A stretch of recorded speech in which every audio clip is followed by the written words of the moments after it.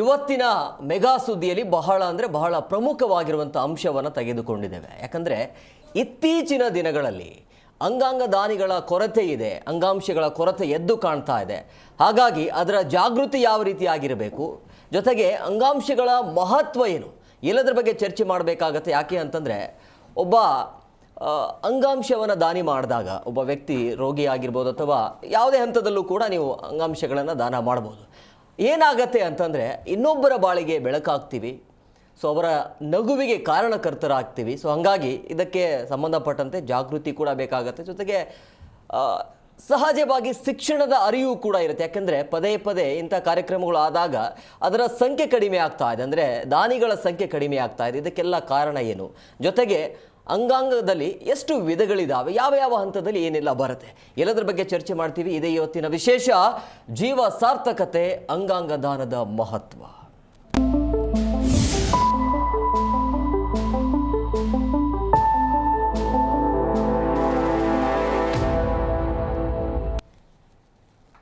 ಇನ್ನು ಪ್ರಮುಖವಾಗಿ ಸಹಜವಾಗಿ ಒಂದು ಜೀವ ಉಳಿಯಬೇಕು ಅಂತಂದರೆ ದಾನಿಗಳ ಮಹತ್ವ ಬಹಳ ಇಂಪಾರ್ಟೆಂಟ್ ಆಗುತ್ತೆ. ನಾನು ಆಗಲೇ ಹೇಳಿದ ಹಾಗೆ ಒಬ್ಬರ ನಗುವಿಗೆ ಕಾರಣಕರ್ತರಾಗ್ತೀವಿ. ಜೊತೆಗೆ ಅವರ ನೋಡುವಂಥ ದೃಷ್ಟಿಕೋನನೇ ಬೇರೆ ರೀತಿ ಆಗುತ್ತೆ. ಜೊತೆಗೆ ಸಹಜವಾಗಿ ದೇಶ ಅಭಿವೃದ್ಧಿಯ ಕಡೆಗೆ ಸಹಜವಾಗಿ ಆಗತ್ತೆ. ಯಾಕೆ ಅಂತಂದರೆ ಇತ್ತೀಚೆಗೆ ಈ ದಾನಿಗಳ ಕೊರತೆಯಿಂದಾಗಿ ಅಭಿವೃದ್ಧಿ ಕೂಡ ಕುಂಠಿತ ಆಗ್ತಾ ಇದೆ.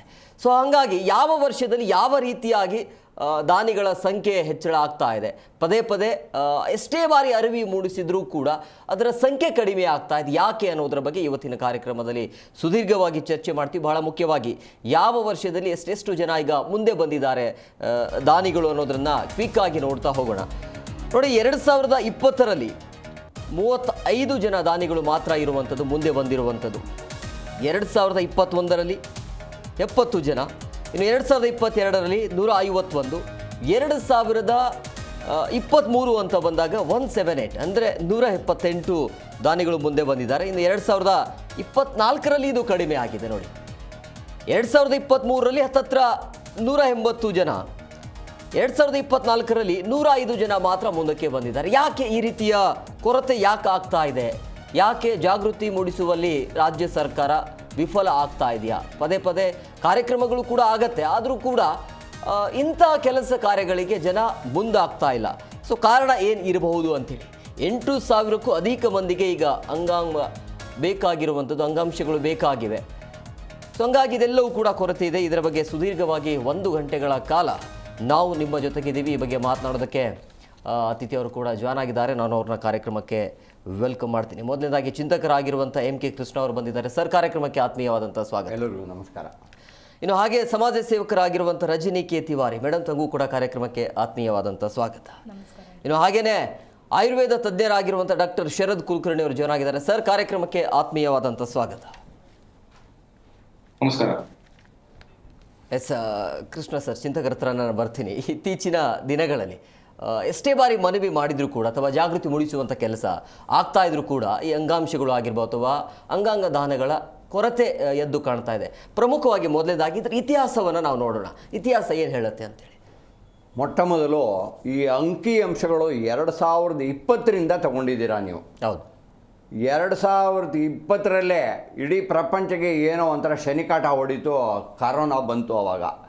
ಆವಾಗ ಯಾರು ಬದುಕಿದ್ದಾರೆ ಯಾರು ಹೋಗಿದ್ದಾರೆ ಅದೇ ಅಡ್ರೆಸ್ಗಿಲ್ಲ.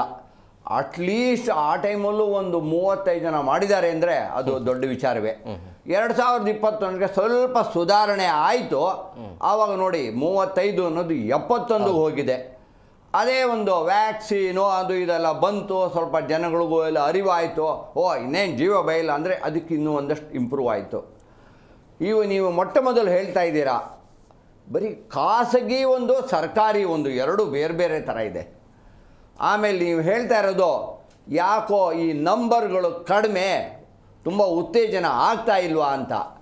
ನಮ್ಮಲ್ಲಿ ಯಾವುದೇ ಒಂದು ಪ್ರಕಟಣೆ, ಅಡ್ವರ್ಟೈಸ್ಮೆಂಟು ಸರ್ಕಾರ ಅಂತ ಬಂದರೆ ಪುಕ್ಕಟ್ಟೆ ಬಸ್ ಕೊಡ್ತೀನಿ, ಪುಕ್ಕಟ್ಟೆ ಎಲೆಕ್ಟ್ರಿಸಿಟಿ ಕೊಡ್ತೀನಿ, ಪುಕ್ಕಟ್ಟೆ ಅದು ಕೊಡ್ತೀನಿ ಅಂತ ಮಾಹಿತಿ ಕೊಡ್ತೀವಿ ಹೊರತು ಇಂಥದ್ದೆಲ್ಲ ಒಂದು ಆದಷ್ಟು ಅವೇರ್ನೆಸ್ ಕಾರ್ಯಕ್ರಮ ಇಂಥದ್ದೆಲ್ಲ ಮಾಡಿ ತುಂಬ ಪ್ರಚಾರ ಅಂತೂ ಮಾಡ್ತಾ ಇಲ್ಲ. ಅಂದರೆ ಜನಗಳು ಸಿದ್ಧತೆ ಇಲ್ವಾ ಅಂತಲ್ಲ, ಇದ್ದಾರೆ, ಬಟ್ ಅವ್ರಿಗೆ ಮಾಹಿತಿ ಗೊತ್ತಿಲ್ಲ. ಯಾವಾಗ, ಎಲ್ಲಿ, ಯಾರ್ಯಾರು ಎಲಿಜಿಬಲ್ಲು, ಯಾರ್ಯಾರು ಎಂಟೈಟಲ್ಡು ತುಂಬ ಜನಕ್ಕೆ ಗೊತ್ತಿಲ್ಲ. ನಾನೇ ನೋಡ್ತಾ ಇದ್ದೀನಿ, ಒಂದು ಮಲ್ಲೇಶ್ವರ ಅಂತ ಮಲ್ಲೇಶ್ವರಂ ಅನ್ನೋದು ತುಂಬ ಹಳೆ ಬಡಾವಣೆ ಬೆಂಗಳೂರಿಗೆ. ಸರ್ಕಾರದವರು ಎಷ್ಟು ಕಾರ್ಯಕ್ರಮ ಮಾಡಿದ್ದಾರೆ ಇಂಥ ಕಾರ್ಯಕ್ರಮ? ಖಂಡಿತ ಇಲ್ಲ. ಖಂಡಿತ ಇದಕ್ಕೆ ಸ್ಕೋಪ್ ಇದೆ. ಏನಪ್ಪ ಅಂದರೆ ಅವೇರ್ನೆಸ್ ಪ್ರೋಗ್ರಾಮ್ ಅನ್ನೋದು ಆಗಬೇಕು ಅಂತ ಹೇಳ್ತೀನಿ.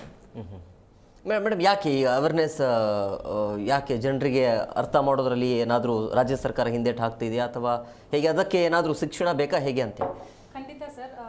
ಸರ್ಕಾರ ಫಸ್ಟು ನಾವು ಹೇಗೆ ಇವಾಗ ಪೋಲಿಯೋ ಮುಕ್ತ ದೇಶ ಅಂತ ನಮ್ಮನ್ನು ಹೇಗೆ ಗುರುತಿಸ್ಕೋತಾ ಇದ್ದೀವೋ, ಹಾಗೆ ಅಂಗಾಂಗಗಳ ಕೊರತೆಯನ್ನು ನಿವಾರಣೆ ಮಾಡೋದಕ್ಕೆ ಪ್ರತಿಯೊಬ್ಬ ಕಾರ್ಯಕರ್ತರು, ಅಂಗನವಾಡಿ ಕಾರ್ಯಕರ್ತರಾಗಲಿ, ಸ್ಕೂಲಲ್ಲಿ ಟೀಚರ್ಸ್ ಆಗಲಿ, ಹೇಗೆ ಒಂದು ನಮ್ಮ ಪಾಠದಲ್ಲೇ ಅದನ್ನು ಆ್ಯಡ್ ಮಾಡಿದ್ರೆ, ಬೇಸಿಕೇಷನಲ್ಲಿ ಬಂದರೆ ನಾವು ಅದನ್ನೇ ಸಪ್ರೇಟಾಗಿ ಅವೇರ್ನೆಸ್ ಕ್ರಿಯೇಟ್ ಮಾಡೋ ಅವಶ್ಯಕತೆನೇ ಇರಲ್ಲ ಅನ್ನುವಂಥದ್ದು ನನ್ನ ಒಂದು ಅನಿಸಿಕೆ.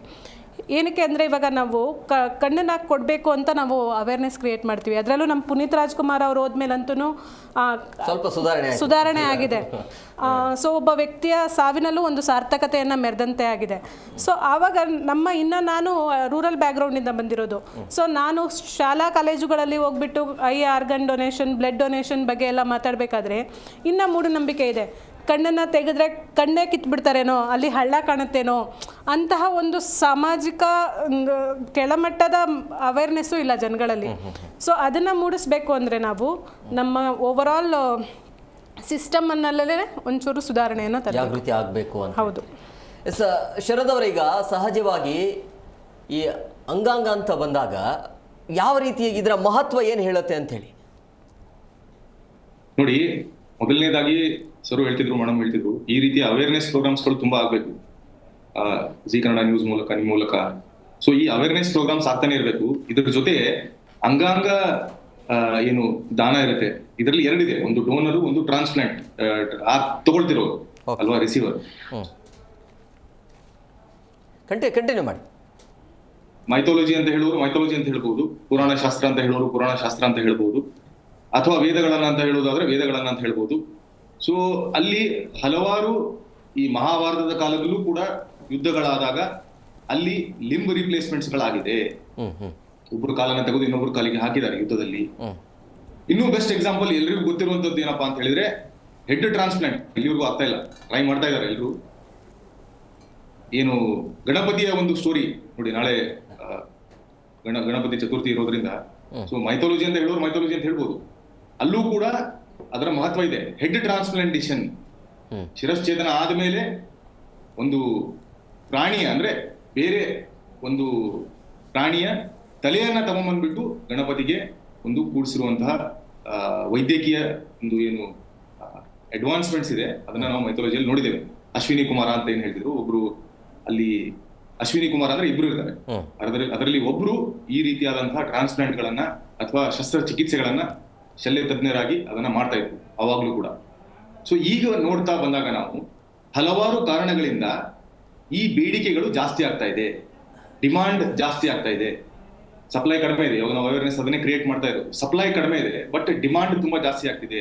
ಆ ಡಿಮಾಂಡ್ ಏನಕ್ಕೆ ಜಾಸ್ತಿ ಆಗ್ತಿದೆ ಅಂತ ನಾವು ಫಸ್ಟ್ ನೋಡ್ಬೇಕು. ಯಾಕೆಂದ್ರೆ ಆ ಡಿಮಾಂಡ್ ಜಾಸ್ತಿ ಆಗ್ತಿರುವಂತಹ ಕಾರಣಗಳನ್ನ ನಾವು ಏನಾದ್ರು ಅಲ್ಲಿಗೆ ನಿಲ್ಸಿದ್ವಿ ಅಂತ ಹೇಳಿದ್ರೆ, ಅವಾಗ ನೋಡಿ ವೇಟಿಂಗ್ ಪೀರಿಯಡ್ ಅನ್ನೋದು ಟ್ರಾನ್ಸ್ಪ್ಲಾಂಟೇಶನ್ ಅಲ್ಲಿ ಅಷ್ಟೊಂದು ವರ್ಕ್ ಆಗಲ್ಲ. ಸರ್ ಅರ್ಜೆಂಟ್ ಆಗಿ ಲಿವರ್ ಟ್ರಾನ್ಸ್ಪ್ಲಾಂಟ್ ಮಾಡಬೇಕು, ಸರ್ ಅರ್ಜೆಂಟ್ ಆಗಿ ಕಿಡ್ನಿ ಟ್ರಾನ್ಸ್ಪ್ಲಾಂಟ್ ಮಾಡಬೇಕು, 1.5 ವರ್ಷ ವೇಟಿಂಗ್ ಪೀರಿಯಡ್ ಇದೆ ಸರ್ ಅಂತ ಹೇಳಿದ್ರೆ 1.5 ವರ್ಷನೇ ಲೈಫ್ ಸ್ಪಾನ್ ಇರುತ್ತೆ. ಕಂಪ್ಲೀಟ್ ಆಗಿ ಲಿವರ್ ಹೋಯ್ತು, ಫೇಲ್ಯೂರ್ ಆಯ್ತು, ಅಥವಾ ಕಂಪ್ಲೀಟ್ ಆಗಿ ರಿನಲ್ ಫೇಲ್ಯೂರ್, ಕಿಡ್ನಿ ಫೇಲ್ಯೂರ್ ಆಯ್ತು ಅಂತ ಹೇಳಿದ್ರೆ 1.5 ವರ್ಷದಲ್ಲಿ ಹಲವಾರು ಡ್ಯಾಮೇಜ್ ಗಳಾಗೋಗ್ಬಿಡುತ್ತೆ. ಇಲ್ಲ ಸರ್ 6 ತಿಂಗಳು ವೇಟಿಂಗ್ ಟೈಮ್ ಇದೆ, ಆಮೇಲೆ ಮಾಡೋಣ ಅಂತ. ಆ ವೇಟಿಂಗ್ ಪೀರಿಯಡ್ ಅಂತ ಹೇಳೋದು ಏನಿದೆ, ಆ ಕನ್ಸೆಪ್ಟ್ ಹೋಗ್ಬೇಕು ಅಂತ ಹೇಳಿದ್ರೆ ಅಲ್ಲಿ ಇದರ ಸಪ್ಲೈ ಜಾಸ್ತಿ ಮಾಡ್ಬೇಕು ನಾವು, ಅಂದ್ರೆ ಡೋನರ್ಸ್ ಗಳು ಜಾಸ್ತಿ ಆಗ್ಬೇಕು. ಅದಕ್ಕೆ ಅವೇರ್ನೆಸ್ ಪ್ರೋಗ್ರಾಮ್ ಮಾಡ್ತಾ ಇದ್ದೇವೆ. ಎಲ್ಲರೂ ಕೂಡ ನೋಂದಾಯಿಸ್ಬಿಟ್ಟು ಡೋನರ್ಸ್ ಗಳು ಜಾಸ್ತಿ ಆಗ್ಬೇಕು. ಅದೇ ರೀತಿ ಯಾಕೆ ಈ ಟ್ರಾನ್ಸ್ಪ್ಲಾಂಟ್ಸ್ ಗಳು ಬೇಕಾಗ್ತಾ ಇದೆ, ಯಾಕೆ ಈ ರೀತಿಯಾದಂತಹ ಒಂದು ಪರಿಸ್ಥಿತಿ ಉದ್ಭವ ಆಗ್ತಾ ಇದೆ ಅಂತ ನಾವು ನೋಡ್ತಾ ಹೋದ್ರೆ, ಆ ಕಾರಣಗಳನ್ನ ಎಲ್ಲಾದ್ರೂ ನಾವು ಇಟ್ಕೊಂಡ್ವಿ ಅಂತ ಹೇಳಿದ್ರೆ, ಅಥವಾ ಕಾರಣಗಳನ್ನ ನಾವು ನಿವಾರಣೆ ಮಾಡ್ಲಿಕ್ಕೆ ಶುರು ಮಾಡಿದ್ವಿ ಅಂತ ಹೇಳಿದ್ರೆ, ಅವಾಗ ಡಿಮಾಂಡ್ ಕೂಡ ಕಡಿಮೆ ಆಗುತ್ತೆ. ಸ್ವಲ್ಪ ತುಂಬಾ ಡೀಪ್ ಆದಂತಹ ಸಬ್ಜೆಕ್ಟ್. ಯಾಕೆಂದ್ರೆ ಏನ್ ಸರ್ ಈಗ ಹೇಳ್ತೀರಾ ನೀವು, ಟ್ರಾನ್ಸ್ಪ್ಲಾಂಟೇಶನ್ ಮಾಡಬಾರ್ದು ಅಂದ್ರೆ ಹೇಗೆ ಅಂತ ಹೇಳಿದ್ರೆ, ಅವರು ಯಾವ ರೀತಿಯಾದಂತಹ ಜೀವನ ಶೈಲಿಯಿಂದ ಒಂದು ಜೀವನ ಶೈಲಿಯನ್ನ ಅವರು ಅಳವಡಿಸ್ಕೊಂಡ್ರೆ ಈ ರೀತಿಯಾದಂತಹ ಒಂದು ಸನ್ನಿವೇಶಕ್ಕೆ ಅವರು ಒಳಗಾಗಲ್ಲ. ಟ್ರಾನ್ಸ್ಪ್ಲಾಂಟೇಶನ್ ಹೋಗಿದೆ ಅಂತ ಹೇಳಿದ್ರೆ ನೋಡಿ, ಆಕ್ಸಿಡೆಂಟಲ್ ಕಾಸಸ್ ನಾವು ನಿಲ್ಲಿಸ್ಲಿಕ್ಕೆ ಆಗಲ್ಲ. ಒಂದು ಆಟೋ ಇಮ್ಯೂನ್, ನಮ್ಮ ದೇಹದ ರೋಗ ನಿರೋಧಕ ಶಕ್ತಿ ನಮ್ಮ ದೇಹದ ಆರ್ಗನ್ಸ್ ಗಳನ್ನ ಹೊಡೆದಾಕ್ಬಿಡ್ತು ಅಂತ ಹೇಳಿದ್ರೆ ಅವಾಗ ಇಮಿಡಿಯೇಟ್ ಆಗಿ ಟ್ರಾನ್ಸ್ಪ್ಲಾಂಟ್ ಬೇಕಾಗುತ್ತೆ. ಇದು ಆಟೋ ಇಮ್ಯುನಿಟಿ. ಮತ್ತೊಂದು ಆಕ್ಸಿಡೆಂಟ್ಸ್ಗಳು, ರಸ್ತೆ ಅಪಘಾತ ಆಯ್ತು ಅಥವಾ ಯಾವುದೋ ಒಂದು ಆಕ್ಸಿಡೆಂಟ್ ಆಯ್ತು, ಅಲ್ಲಿ ಇಮಿಡಿಯೇಟ್ ಆಗಿ ಈ ರೀತಿಯಾದಂತಹ ಟ್ರಾನ್ಸ್ಪ್ಲಾಂಟ್ಸ್ಗಳು ಬೇಕಾಗಬಹುದು, ಆರ್ಗನ್ ಫೇಲ್ಯೂರ್ ಆಗಿರುತ್ತೆ ಅವಾಗ. ಇದು ಬಿಟ್ರೆ ಮಿಕ್ಕಿದ ಕ್ರಾನಿಕ್ ಡಿಸೀಸಸ್ ಗಳೆಲ್ಲ ಏನಿರುತ್ತೆ ಅಲ್ಲಿ ನಾವು ಇವಾಗ ಎಕ್ಸಾಂಪಲ್ ಹೇಳ್ತೇನೆ. ನನಗೆ ಯಾರಿಗೂ ಸಕ್ಕರೆ ಕಾಯಿಲೆ ಇದೆ, ಡಯಾಬಿಟಿಸ್ ಮೆಲೈಟಸ್. ಈ ಡಯಾಬಿಟಿಸ್ ಮೆಲೈಟಸ್ 5 ವರ್ಷನೋ 10 ವರ್ಷನೋ ಅನ್ಕಂಟ್ರೋಲ್ಡ್ ಆಗಿತ್ತು, ಅವ್ರು ಕಂಟ್ರೋಲ್ ಇಟ್ಕೊಳ್ತಾ ಇಲ್ಲ, ಮಾತ್ರೆಗಳನ್ನ ಸರಿಯಾಗಿ ತಗೊಳ್ತಾ ಇಲ್ಲ, ಅಥವಾ ಜೀವನ ಶೈಲಿನ ಅವ್ರು ಕರೆಕ್ಟ್ ಆಗಿ ಸರಿಯಾಗಿ ಫಾಲೋ ಮಾಡ್ತಿಲ್ಲ ಅಂತ ಹೇಳಿದ್ರೆ ಅದರಲ್ಲಿ ಒಂದು ಕಣ್ಣಿಗೆ ತೊಂದರೆ ಆಗ್ಬಹುದು, ರೆಟಿನೋಪತಿ, ಕಣ್ಣಿಗೆ ಸಮಸ್ಯೆಗಳಾಗ್ಬಹುದು, ಸೈಡ್ ಎಫೆಕ್ಟ್ ಆಗ್ಬಹುದು long term uncontrol diabetes mellitus ಇಂದ. ಒಂದು ನೆಫ್ರೋಪತಿ, ಕಿಡ್ನಿ ತೊಂದರೆ ಆಗ್ಬಹುದು. ಕಿಡ್ನಿ ತೊಂದರೆ ಅಂದ್ರೆ ಅದು ನಾರ್ಮಲ್ ಕ್ರಾನಿಕ್ ಕಿಡ್ನಿ ಡಿಸೀಸು ಆಗ್ಬಹುದು ಅಥವಾ ಕಿಡ್ನಿ ಫೇಲ್ಯೂರ್ ಸ್ಟೇಜಿಗೂ ಕೂಡ ಹೋಗ್ಬಹುದು. ಮತ್ತೊಂದು ನ್ಯೂರೋಪತಿ, ನರಗಳಿಗೆ ತೊಂದರೆ ಆಗುವಂಥದ್ದು. ನೋಡಿ, ಶುಗರ್ ಕಂಟ್ರೋಲ್ ಮಾಡಲಿಲ್ಲ ಅಂದ್ರೆ ನರಗಳಿಗೆ ತೊಂದರೆ ಆಗಬಹುದು, ಕಿಡ್ನಿಗೂ ತೊಂದರೆ ಆಗಬಹುದು, ಕಣ್ಣಿಗೆ ತೊಂದರೆ ಆಗಬಹುದು. ಇದು ಮುಖ್ಯವಾದ ಮೇನ್ ಒಂದು ತೊಂದರೆಗಳು ಡಯಾಬಿಟಿಸ್ ಇಂದ ಆಗುವಂಥದ್ದು. ಇದು ಬಿಟ್ಟು ಹಲವಾರು ತುಂಬಾ ಇರುತ್ತೆ. ಅವಾಗ ಅವ್ರು ಏನ್ ಮಾಡ್ಬೇಕು ಅಂತ ಹೇಳಿದ್ರೆ ಡಯಾಬಿಟಿಸ್ ಅನ್ನ ನಿಯಂತ್ರಣದಲ್ಲಿ ಇಟ್ಕೊಳ್ಬೇಕು, ಅಥವಾ ಡಯಾಬಿಟಿಸೇ ಬಾರದೇ ಇರುವಂತಹ ಜೀವನ ಶೈಲಿಯನ್ನ ಅಳವಡಿಸ್ಕೊಳ್ಬೇಕು. ತುಂಬಾ ಡೀಪ್ ಆಗಿ ಹೋಗುತ್ತೆ. ಅವಾಗ ಅವರು ಆ ಕಿಡ್ನಿ ಫೇಲ್ಯೂರ್ ಸ್ಟೇಜಿಗೆ ಹೋಗಲ್ಲ, ಕಿಡ್ನಿ ಟ್ರಾನ್ಸ್ಪ್ಲಾಂಟೇಶನ್ ಬೇಕಾಗಲ್ಲ, ಅಲ್ಲಿ ಡಿಮಾಂಡ್ ಕಡಿಮೆ ಆಗುತ್ತೆ, ಸಪ್ಲೈ ಎಷ್ಟಿದೆ, ಯಾರಿಗೆ ಕಂಪಲ್ಸರಿಯಾಗಿ ಬೇಕಾಗಿದೆ, ಇದು ಕೊಡ್ಲಿಲ್ಲ ಅಂದ್ರೆ ಅವ್ರ ಜೀವಕ್ಕೆ ಅಪಾಯ ಅಂತ ಹೇಳುವವರಿಗೆ ನಾವು ಅವಾಗ ಟ್ರಾನ್ಸ್ಪ್ಲಾಂಟೇಶನ್ ಮಾಡೋಣ. ಸರ್, ಈಗ ಸಹಜವಾಗಿ ಬೇಡಿಕೆ ಹೆಚ್ಚಳ ಆಗ್ತಾ ಇರೋದು ಕಾರಣ ಅಂದರೆ ಆರೋಗ್ಯ ಸಮಸ್ಯೆನ ಅಥವಾ ಹೇಗೆ ಅಂದರೆ ಅಂಗಾಂಗ ದಾನದ ಬೇಡಿಕೆ ಹೆಚ್ಚಳ ಆಗ್ತಾ ಇದೆ? ಬ್ಯೂಟಿಫುಲ್. ಇದು ಡಾಕ್ಟ್ರು ಹೇಳಿದ್ದು ಚೆನ್ನಾಗಿದೆ. ಅದನ್ನು ಎರಡು ಸೇರಿಸಿ ಕೂಡ ಹೇಳ್ತೀನಿ. ಒಂದು ಆರೋಗ್ಯ ಕಂಡೀಷನ್ಗಳು, ಓಕೆ, ಅಭ್ಯಾಸಗಳು, ಆಹಾರ. ಆರೋಗ್ಯ, ಅಭ್ಯಾಸ, ಆಹಾರ, ಇದು 3 ಲೆಕ್ಕಕ್ಕೆ ಬರುತ್ತೆ. ಇವರು ಡಾಕ್ಟ್ರು ಹೇಳಿದ್ದಕ್ಕೆ ಅದಕ್ಕೆ ಫಸ್ಟ್ ಮುಟ್ಟಿದ್ದು ಮುಂದಕ್ಕೆ ಹೇಳ್ತೀನಿ. Okay okay. ಇವಾಗ ನಮ್ಮ ಭಾರತದಲ್ಲಿ 10ಕ್ಕೆ 5ರಿಂದ 8 ಜನ ಒಬ್ಬನಿಗೆ ಸಕ್ಕರೆ ಕಾಯಿಲೆ ಅಂದರೆ ಒಬ್ಬನಿಗೆ ಸಾಲ್ಟಿಂದಿರುತ್ತೆ, ಡಯಾಬಿಟಿಸು ಇಲ್ಲಾಂದರೆ BP ಇದ್ದಿದ್ದೆ. ಒಂದು ಸಲ ಹಿಂದೆ ಹಿಂಗೆ ನಮ್ಮ ಸ್ಟುಡಿಯೋಲಿ ಡಾಕ್ಟರ್ ಭುಜಂಗ್ ಶೆಟ್ಟಿ ಬಂದಿದ್ದರು. ಅವ್ರು ಮಾತಾಡಿದರು, ನೋಡಿ ಕೃಷ್ಣ ಅವರೇ, ಮಧುಮೇಹ ಬಂತು ಅಂದರೆ ಆ ಸಕ್ಕರೆ ಕಾಯಿಲೆ ಅಥವಾ ಡಯಾಬಿಟಿಸ್ ಬಂತು ಅಂದರೆ ಕಣ್ಣು ಬಿಟ್ಟರೆ ಕಿಡ್ನಿ ಬಿಟ್ಟರೆ ಕಾಲು 3ಕ್ಕೆ ಯಾವುದೋ ಒಂದು ವಕ್ರಿಸ್ಕೊಳ್ಳುತ್ತೆ ಅಂತೇಳಿ. ಇವಾಗ ಹೇಳ್ದಂಗೆ ಆ ಕಣ್ಣು ಅಂತಾರೆ ಡಯಾಬಿಟಿಕ್ ರೆಟಿನೋಪತಿ ಅಂತಲೂ ಆಗುತ್ತೆ. ಅದೇ ಥರ ಜಾಸ್ತಿ ಎಫೆಕ್ಟ್ ಆಗೋದು ಕಿಡ್ನಿಗೆ. ಅದು ಕಿಡ್ನಿ ಅಂದರೆ ಮೂತ್ರಪಿಂಡ ಅಂಥದ್ದು. ಅದೇನೋ ಭಗವಂತ ಅದೇನೋ ಸೃಷ್ಟಿ ಮಾಡೋವಾಗಲೇ ಒಂದು ಜೊತೆ ಕೊಟ್ಬಿಟ್ಟಿದ್ದಾನೆ, ಪರವಾಗಿಲ್ಲ. ಅಂದರೆ 2 ಬೇಕು ಅಂತ ಏನೂ ಇಲ್ಲ, ಒಂದರಲ್ಲೇ ಒಬ್ಬ ಮನುಷ್ಯ ಬದುಕ್ತಾನೆ. ಒಂದು ಫೇಲ್ಯೂರ್ ಆದರೆ ಇನ್ನೊಂದಲ್ಲಿ ಆಟೋಮೆಟಿಕ್ಕಾಗಿ UPS ಥರ ನಡ್ಕೊಳ್ಳುತ್ತೆ. 2 ಹೊರಟೋಯ್ತು ಅಂತ ಹೇಳಿದ್ರೆ ಆವಾಗ ಎಂಡ್ ಸ್ಟೇಜ್ ರೀನಲ್ ಫೇಲ್ಯೂರ್ ಅಂತ ಹೇಳ್ತಾರೆ. ಆ ಥರದ್ದು ನಮ್ಮ ಭಾರತದಲ್ಲಿ ಒಂದು ಆಹಾರ, ಆಮೇಲೆ ಆರೋಗ್ಯ ಕಂಟ್ರೋಲ್ ಇಲ್ಲದೆ ಇರೋದ್ರಿಂದ ಕಿಡ್ನಿ ಫೇಲ್ಯೂರ್ ಆಗೋದು ತುಂಬ ಜನ ಇದ್ದಾರೆ. ನಮ್ಮ ಅಣ್ಣನೇ ಒಂದು ಕೇಸು, ಅವನು 5 ವರ್ಷ ಡಯಾಲಿಸಿಸಲ್ಲಿದ್ದ. ಹೇಳ್ತಾರೆ ಕಿಡ್ನಿ ಫೇಲ್ಯೂರ್ ಆದರೆ ಡಯಾಲಿಸಿಸಲ್ಲಿ ಮಾಡ್ಬೋದು. Dialysis is not the end result. ಕೊನೆಗೆ ಅದು ಕಿಡ್ನಿ ಟ್ರಾನ್ಸ್ಪ್ಲಾಂಟ್ ಆಗೋದು ಬೇಕೇ ಬೇಕು. ಸೊ ಖಂಡಿತ ಕಿಡ್ನಿ ಅನ್ನೋದು ಜಾಸ್ತಿ ಅಗತ್ಯಕತೆ ಇದೆ. ಇವಾಗ ತಾನು ಹೇಳ್ದಂಗೆ ಆಕ್ಸಿಡೆಂಟ್ ಕೇಸ್ ಅಂತ ಹೇಳಿದ್ರು. ನಮ್ಮಲ್ಲಿ ಏನು ಅಂತ ಹೇಳಿದ್ರೆ ಹುಡುಗರಿಗೆ ಗೊತ್ತು, ಹೆಲ್ಮೆಟ್ ಏನೋ ಹೆಡ್ಗೆ ಹಾಕೋಬೇಕು, ಆ ಹೆಡ್ಗೆ ಹಾಕ್ಕೊಳ್ಳಲ್ಲ, ಹ್ಯಾಂಡ್ಗೆ ಹಾಕ್ಕೊಳ್ತಾರೆ. ಅದೇನಾಗುತ್ತೆ, ಬಿದ್ದ ಅಂದರೆ ಹೆಡ್ಡು ದಡ್ಡ ಅಂತ ಹೊಡ್ಕೊಳತ್ತೆ. ಹೊಡೆದಾಗ ಏನಾಗುತ್ತೆ, ಅವನು ಡಾಕ್ಟ್ರ ಬಂತು ಅಂದರೆ ಹಾಕೋ, ಅವನಿಗೆ ಜ್ಞಾನ ತಪ್ಪದ ಅಂದರೆ ಅವನು ಒಳಗೆ ಹಾಕೋ, ಆಮೇಲೆ ಅವನು ICUನೋ ಅವನೇನೋ ಕೊನೆ ಕಾಮ ಹೋಗ್ಬಿಟ್ಟು ಕೋಮಾ ಹೋಗ್ಬಿಡ್ತಾನೆ. ಆ ಟೈಮಲ್ಲಿ ಹೇಳ್ತಾರೆ ಏನಾದರೂ ಕಾರಣ ಅವನು ವಾಪಸ್ ಅವನು ಹಿಂತಿರುಗಲ್ಲ. ಇದು ತುಂಬ ಗಮನ ಇಟ್ಟು ಕೇಳ್ಕೋಬೇಕು. ಆಕ್ಸಿಡೆಂಟ್ ಕೇಸು ಭಾರತದಲ್ಲಿ ಸಿಕ್ಕಾಪಟ್ಟೆ ಇದೆ. ರೋಡ್ ಆಕ್ಸಿಡೆಂಟ್ಸ್ ಇಂಥದ್ರಲ್ಲಿ ಹೆಲ್ಮೆಟ್ ಇಲ್ಲ ಅನ್ನೋದು ಒಂದು ಬಿಟ್ಬಿಡಿ, ಈ ಹೆಡ್ ಇಂಜುರಿ ಆಗಿ ಇದೆಲ್ಲ ಆಯಿತು ಅಂದರೆ ಅವಾಗ ಬ್ರೈನ್ ಸ್ಟೆಮ್ ಡೆತ್ ಅಂತ ಬಿಡ್ತಾರೆ. ಅಂದರೆ ಮೆದುಳು ಸಾವು ಅಂತ ಹೇಳ್ತಾರೆ. ಏನೇ ಆ ಮೆದುಳು ಸಾವು ಅಂದರೆ ಇಲ್ಲಿಂದ ಮೇಲಕ್ಕೆ ಆ ಮೆದುಳು ಅನ್ನೋದು ಆ ಜೀವ ಹೋಗ್ಬಿಟ್ಟಿರತ್ತೆ, ಈ ಶರೀರ ಪೂರ್ತಿ ವರ್ಕ್ ಆಗ್ತಾ ಇರುತ್ತೆ. ಅಂಥ ಟೈಮಲ್ಲಿ ನೋಡಿ, ಆ ಕಿಡ್ನಿ ಅನ್ನೋದಕ್ಕೋಸ್ಕರ ನಾವು ಬೇಕು ಅಂತ ಹೇಳ್ತಾ ಇರೋದು. 2 ಕಿಡ್ನಿ 2 ಜೀವ ಉಳಿಸ್ಬೋದಾ? ಶ್ವಾಸಕೋಶ ಇನ್ನಿಬ್ಬರನ್ನು ಉಳಿಸ್ಬೋದಾ? ಅದೇ ಥರ ಲಿವರ್ ಬಂದು 3 ರಿಂದ 4 ಜನ ಉಳಿಸ್ಬೋದಾ? ನಮ್ಮ ಕರ್ನಾಟಕ ಬೇರೆ ಸುಮಾರು 1998 ಮೊಟ್ಟ ಮೊದಲು ಇಂಟರ್ ಸ್ಟೇಟ್ ಡೆಲ್ಲಿಗೆ ಲಿವರ್ ಇಲ್ಲಿಂದ ಹೋಗಿದೆ. ಇವಾಗ ಒಂದು 5-6 ವರ್ಷದಲ್ಲಿ ಇಂಟರ್ ಸ್ಟೇಟಲ್ಲಿ ಹಾರ್ಟ್ ಕೂಡ ಹೋಗಿದೆ, ಬೆಂಗಳೂರಿಂದ ಮಡ್ರಾಸ್ಗೆ ಹೋಗಿದೆ. ಸೊ ಇಲ್ವಾ ಅನ್ನೋದೇ ಇದೆ, ಜನಗಳಿಗೆ ಗೊತ್ತಿದೆ. ಅಂದರೆ ನಮ್ಮ ಸರ್ಕಾರ ಅದೇನೋ ಇಂಥ ಒಂದು ಮಾಹಿತಿ ಕಾರ್ಯಕ್ರಮಕ್ಕೆ ಸಹಕಾರ ಕೊಡ್ತಾ ಇಲ್ಲ ಅಂತಬಿಟ್ಟು ನನ್ನ ಅನಿಸಿಕೆ ಮೊಟ್ಟ ಮೊದಲಿಗೆ ಈ ಮಾತು ಹೇಳ್ತಾ ಇದ್ದೀನಿ. ಅದರ ಜೊತೆಗೆ ಈ ಆರೋಗ್ಯ ಮೇಲೂ ಕೂಡ ಪರಿಣಾಮ ಬೀರುತ್ತೆ. ಇವಾಗ ನಮಗೆ ಟೀ ಶಾಪು ಕಾಫಿ ಶಾಪ್ಗಳಿಂದ ಬರೀ MRP ಶಾಪ್ಗಳೇ ಜಾಸ್ತಿ. ಇನ್ನು MRP ಶಾಪ್ಗಳು ಜಾಸ್ತಿ ಆಯಿತು ಅಂದರೆ ಏನಾಗುತ್ತೆ? ಮೊಟ್ಟ ಮೊದಲು ಆಮೇಲೆ ಬಂತು ಅಂದರೆ ಇನ್ನೊಂದು ಆರ್ಗನ್ ಡಮಾರ್ ಅಂತ ಹೇಳುತ್ತೆ, ಆ ಲಿವರೇ ಫಸ್ಟ್ ಅಟ್ಯಾಕ್ ಆಗೋದು. ಸೊ ಕೊನೆಗೆ ಯಾರಾದರೂ ಅನಾರೋಗ್ಯವನ್ನು ಕೊಂಡ್ಕೊಳ್ಳೋಕೆ ಹೋಗೋದು ಬೇಡ, ತಾನಾಗೆ ಹಾಳು ಮಾಡ್ಕೊಳ್ತಾರೆ. ಸೊ ಅಂಥ ಟೈಮಲ್ಲಿ ಆರ್ಗನ್ಗೆ ಇಲ್ಲಿ ತನಕ ಯಾವುದೋ ಆರ್ಟಿಫಿಷಿಯಲ್ಲು ಸಿಂಥೆಟಿಕ್ಕು ಅದು ಇದು ಯಾವುದೂ ಬಂದಿಲ್ಲ. ಅದಕ್ಕೆ ಮನುಷ್ಯ ಡೊನೇಟ್ ಮಾಡಿದ ಆರ್ಗನ್ನನ್ನೇ ಇನ್ನೊಬ್ಬನಿಗೆ ಟ್ರಾನ್ಸ್ಪ್ಲಾಂಟ್, ಅದನ್ನೇ ಕಸಿ ಮಾಡೋದು ಅಂತ ಹೇಳ್ತಾರೆ. ಆದ್ದರಿಂದ ಕೊರತೆ ಅನ್ನೋದನ್ನು ಈ ಡಿಮಾಂಡ್ ಆ್ಯಂಡ್ ಸಪ್ಲೈ ಅನ್ನೋದು, ಡಿಮಾಂಡ್ ಪರ್ಮನೆಂಟಾಗಿ ಇದ್ದೇ ಇರುತ್ತೆ, ಆ ಸಪ್ಲೈ ಅನ್ನೋದನ್ನು ಡೊನೇಷನ್ ಮೂಲಕನೇ ಬರಬೇಕು ಅಂತ ನನ್ನ ಅನಿಸಿಕೆ, ನಾನು ಮಾಹಿತಿ ತಿಳಿಸ್ತಾ ಇದ್ದೀನಿ. ಎಸ್ ಮೇಡಮ್, ಈಗ ಬೇಡಿಕೆ ತಕ್ಕಂತೆ ಅಂಗಾಂಗ ಸಿಗ್ತಿಲ್ಲ ಅನ್ನೋದು ಒಂದು ಕೊರಗ, ಆದರೆ ಮನುಷ್ಯ ಸರಿಯಾದ ರೀತಿಯಲ್ಲಿ ಆರೋಗ್ಯದ ಕಡೆ ಗಮನ ಕೊಡ್ತಿಲ್ಲ ಅನ್ನುವಂಥ ಆ ಒಂದು ಪಾರ್ಟ್ ಕೂಡ ಅಲ್ಲಿ ಹೋಗುತ್ತೆ. ನೀವು ಆರೋಗ್ಯವಾಗಿ ಇರಬೇಕು ಅಂತಂದರೆ ಇದೆಲ್ಲ ಅವಶ್ಯಕತೆ ಇಲ್ಲ, ಬಹುಶಃ ಕಡಿಮೆ ಆಗಬಹುದು ಅಂಥೇಳಿ. ಸೊ ಹಂಗಾಗಿ ನೀವು ಆರೋಗ್ಯದ ಬಗ್ಗೆ ಮಾತನಾಡೋದಾದಂದರೆ, ಒಬ್ಬ ಮನುಷ್ಯ ಆರೋಗ್ಯವಾಗಿ ಇರಬೇಕು ಅಂತಂದರೆ ಈ ಜಾಗೃತಿ ಅನ್ನೋದಕ್ಕಿಂತ ನಾವು ಆರೋಗ್ಯದ ಕಡೆ ಹೆಚ್ಚು ಗಮನ ಕೊಡಬೇಕು ಅನ್ನೋದಾದರೆ, ಆರೋಗ್ಯ ಅನ್ನೋದಕ್ಕಿಂತ ಸರ್ ಇಲ್ಲಿ ಅಭ್ಯಾಸ ಅನ್ನೋದು ತುಂಬ ಮುಖ್ಯವಾದ ವಿಷಯ ಆಗುತ್ತೆ. ಅಭ್ಯಾಸ ನಿಮ್ಮದು ಕರೆಕ್ಟಾಗಿದ್ದರೆ ಆರೋಗ್ಯ ಆಟೋಮೆಟಿಕ್ಕಾಗಿ ಸರಿ ಇರುತ್ತೆ. ನಾನು ಹೇಳ್ದಂಗೆ ನಾನು ರೂರಲ್ ಪ್ಲೇಸಿಂದ ಬಂದಾಗ ಇಲ್ಲಿ ಎಷ್ಟು ಸರ್ಕಾರ ಇದರಲ್ಲಿ ಇನ್ವಾಲ್ವ್ ಆಗಿದೆ ಅನ್ನೋದಕ್ಕೆ ಪ್ರತಿಯೊಂದು ವಿಷಯಗಳು ಕೃಷ್ಣ ಸರ್ ಹೇಳ್ದಂಗೆ ಫ್ರೀಯಾಗಿ ಸಿಗ್ತಿದೆ. ಇವತ್ತಿನ ಯೂತ್ಸು ಬೆಳಗ್ಗೆನೇ MRP ಶಾಪ್ಗಳಲ್ಲಿ ಇರ್ತಾರೆ.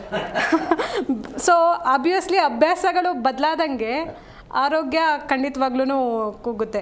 ಸೊ ಬೇಡಿಕೆ ಅದಕ್ಕಿಂತ ಮುಖ್ಯವಾಗಿ ಸರ್ ಅವೇರ್ನೆಸ್ ಎಷ್ಟು ಇಂಪಾರ್ಟೆಂಟ್ ಆಗುತ್ತೆ ಅಂದರೆ, 3 ತಿಂಗಳ ಹಿಂದೆ ಒಬ್ಬರು ತುಂಬ ಸ್ವಾರ್ಥಿ, ಅವರು ಹ್ಯಾಂಡಿಕ್ಯಾಪ್ಟು ಪಾಪ, 3 ವೀಲರ್ ಇದರಲ್ಲಿ ಅಂಗಡಿ ಇಟ್ಕೊಂಡು ನಡೆಸ್ತಾ ಇದ್ರು ಅವರು. ಅವ್ರಿಗೆ ಒಂದು ಗಾಡಿ ಅರ್ಲಿ ಮಾರ್ನಿಂಗ್ ಒಂದು 5 ಗಂಟೆನಲ್ಲಿ ಆಕ್ಸಿಡೆಂಟ್ ಮಾಡಿದೆ. ಅವರು ನಮ್ಗೆ ಗೊತ್ತಾಗೇ ಇಲ್ಲ ಯಾರಿಗೂ ಆಕ್ಸಿಡೆಂಟ್ ಆಗಿದೆ ಅಂತ. ಒಂದು 7 ಗಂಟೆಗೆ ಬೆಳಕಾದ ಮೇಲೆ ಹೋಗಿ ನೋಡಿದ್ದಾರೆ, ಅವ್ರನ್ನ ತಗೊಂಡೋಗಿ ಹಾಸ್ಪಿಟ್ಲಿಗೆ ಸೇರಿಸಿದ್ದಾರೆ. ಹೇಳ್ದಾಗೆ ಬ್ರೈನ್ ಡೆಡ್ ಅವರು, ಅವ್ರದ್ದು ಆರ್ಗನ್ ಎಲ್ಲ ಡೊನೇಟ್ ಮಾಡ್ಬೋದಿತ್ತು. ಸೊ ಅವರು ತುಂಬ ಸಾಮಾಜಿಕ ಕಳಕಳೆ ಉಳ್ಳವರು, ಅವ್ರ ವೈಫೂ ಅದ್ರ ಬಗ್ಗೆ ಎಲ್ಲ ಗೊತ್ತಿದ್ದು. ಸೊ ನನ್ನ ಗಂಡ ಇಷ್ಟು ಇದಾಗಿರೋರ್ದು ಆರ್ಗನ್ ಎಲ್ಲ ಇರಬೇಕು, ಡೊನೇಟ್ ಮಾಡಬೇಕು, ಬದುಕಿರಬೇಕು, ನಮ್ಮ ಹಸ್ಬೆಂಡ್ಸ್ ಹತ್ರನೂ ಅವ್ರ ಆರ್ಗನ್ ಯೂಸ್ ಆಗಬೇಕು ಅನ್ನೋ ಒಂದು ಇದರಲ್ಲಿ ಡಾಕ್ಟ್ರುಗಳೆಲ್ಲ ಅವ್ರಿಗೆ ಕೌನ್ಸಿಲಿಂಗ್ ಕೊಟ್ಟರು. ಅವರು ಒಪ್ಕೊಂಡು ಇದೆಲ್ಲ ಬೆಳಿಗ್ಗೆ ಒಂದು 8 ಗಂಟೆ 10 ಗಂಟೆಗೆ ಅಷ್ಟೊತ್ತಿಗೆ ರಿಲೇಟಿವ್ಸ್ಗೆಲ್ಲ ಗೊತ್ತಾಗಿದೆ, ಬಂದಿದೆ. ಅವ್ರಿಗಿಬ್ಬರು ಮಕ್ಕಳು. ಸೊ ರಿಲೇಟಿವ್ಸ್ಗಳು ಯಾವ ಥರ ತುಂಬಿದ್ದಾರೆ ಅಂದರೆ, ಕಣ್ಣು ಕೊಟ್ಟರೆ ಎಷ್ಟು ಕೊಡ್ತಾರೆ, ಕಿಡ್ನಿ ಕೊಟ್ಟರೆ ಎಷ್ಟು ಕೊಡ್ತಾರೆ. ಸೊ ನಿಮ್ಗಿರೋದು 2 ಮಕ್ಕಳು, ಅವ್ರುಗಳಿಗೆ ಹೇಗೆ ಇವ್ರು ತಗೊಂಡೋಗಿ ಮಾರ್ಕೊಂಡು ಬಿಡ್ತಾರೆ, ನಿನ್ಗೆ ಎಷ್ಟು ದುಡ್ಡು ಬರುತ್ತೆ, ಜವಾಬ್ದಾರಿ ಆಗಬೇಕದು. ಹಾಂ. ಸೊ ಇಲ್ಲಿ ನಾವು ಎಷ್ಟು ಒಂದು ಕಾಮನ್ ಸೆನ್ಸ್ನ ಜನಗಳಿಗೆ ತುಂಬಬೇಕಂದ್ರೆ, organ is not for sale. So it is a humanity. And ಮಣ್ಣಲ್ಲಿ ಹೋಗಿ ಸುಟ್ಟೋಗೋ ಅಂಥ ವಿಷಯನ ನಾವು ಒಬ್ಬರಿಗೆ ಡೊನೇಟ್ ಮಾಡ್ತಿದ್ವಿ ಅನ್ನೋವಂಥದ್ದು. ಸೊ ಈ ಲಾಸ್ಟಲ್ಲಿ ಅಟ್ ದ ಎಂಡ್ ಅದು ಫೇಲ್ಯೂರ್ ಆಗೋಯ್ತು, ಕೌನ್ಸಿಲಿಂಗ್ ಮಾಡೋಕ್ಕೆ ಆಗಿಲ್ಲ. ಪಾಪ in the beginning stage of female ಒಪ್ಕೊಂಡು ತಯಾರಿದ್ರು, ಬಟ್ ಲಾಸ್ಟಲ್ಲಿ ಎಲ್ಲ ರಿಲೇಟಿವ್ಸ್ಗಳು ಫ್ರೆಂಡ್ಸ್ಗಳೆಲ್ಲ ಬಂದು ಆ ಮಹಿಳೆಯಲ್ಲಿ ಪಾಪ ಏನೇನೋ ತುಂಬಿ ಅದು ಫೇಲ್ಯೂರ್ ಆಗೋಯ್ತು. ಸೊ ಈ ಜಾಗದಲ್ಲಿ ಅವೇರ್ನೆಸ್ ಅನ್ನೋದು ತುಂಬ ಇಂಪಾರ್ಟೆಂಟ್ ರೋಲ್ ಪ್ಲೇ ಮಾಡುತ್ತೆ.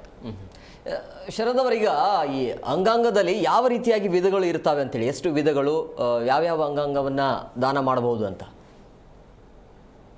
ಕರೆಕ್ಟ್. ಸೊ ಇದಕ್ಕಿಂತ ಮೊದಲು, ಅಥವಾ ಇದನ್ನ ಹೇಳ್ಬಿಟ್ಟು ನಾನು ಹೇಳ್ತೇನೆ, ಇಂಪಾರ್ಟೆಂಟ್ ನೋಟ್ ಇದೆ ಏನಂತ. ಸೊ ವಿಧಗಳನ್ನಂತ ನೋಡಿದಾಗ, ಒಂದು ನಮ್ಮ ಶರೀರದಿಂದಾನೇ ನಮ್ಮ ಶರೀರಕ್ಕೆ ಹಾಕುವಂಥದ್ದು ಗ್ರಾಫ್ಟಿಂಗ್ ಅಂತ ಹೇಳಿ ಅಲ್ವಾ.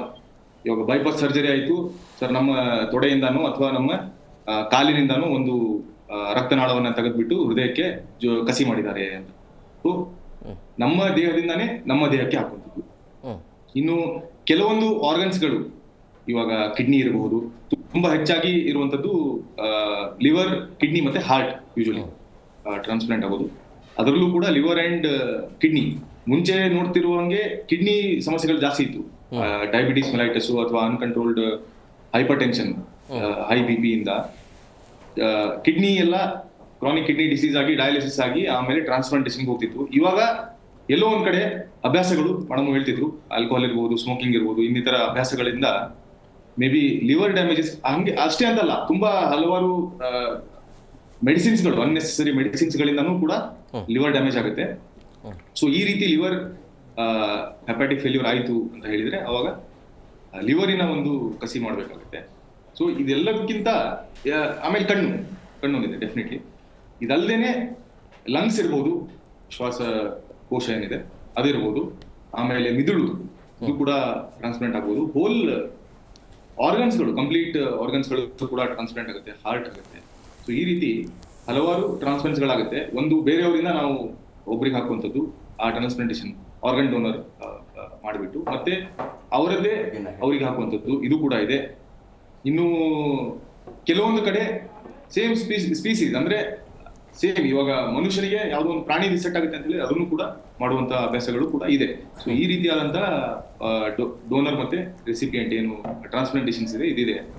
ಮುಖ್ಯವಾಗಿ ಯಾಕೆ ಮೇಡಮ್ ತುಂಬಾ ಚೆನ್ನಾಗಿ ಹೇಳ್ತಿದ್ರು ಅವಾಗ, ಕಮರ್ಷಿಯಲೈಸ್ ಮಾಡಿಬಿಟ್ಟು ಅವರು ಸೇಲ್ ಮಾಡ್ತಾರೆ, ನೀವು ಇದು ಮಾಡ್ತೀರಾ ಅಂತ. ಇದು ಒಂದು ಆಸ್ಪೆಕ್ಟ್. ಆದ್ರೆ ಯಾಕೆ ಡೋನರ್ಸ್ ಗಳು ಕಡಿಮೆ ಆಗ್ತಿದ್ದಾರೆ ಅಂತ ಹೇಳಿದ್ರೆ, ಎಲ್ಲೋ ಒಂದ್ ಕಡೆ ಒಂದು ಮಿತ್ ಅಂತ ಹೇಳ್ಬೋದು, ನಾನು ಇದನ್ನ ಮೂಢನಂಬಿಕೆ ಅಂತ ಹೇಳ್ಬೋದು ಖಂಡಿತವಾಗ್ಲು.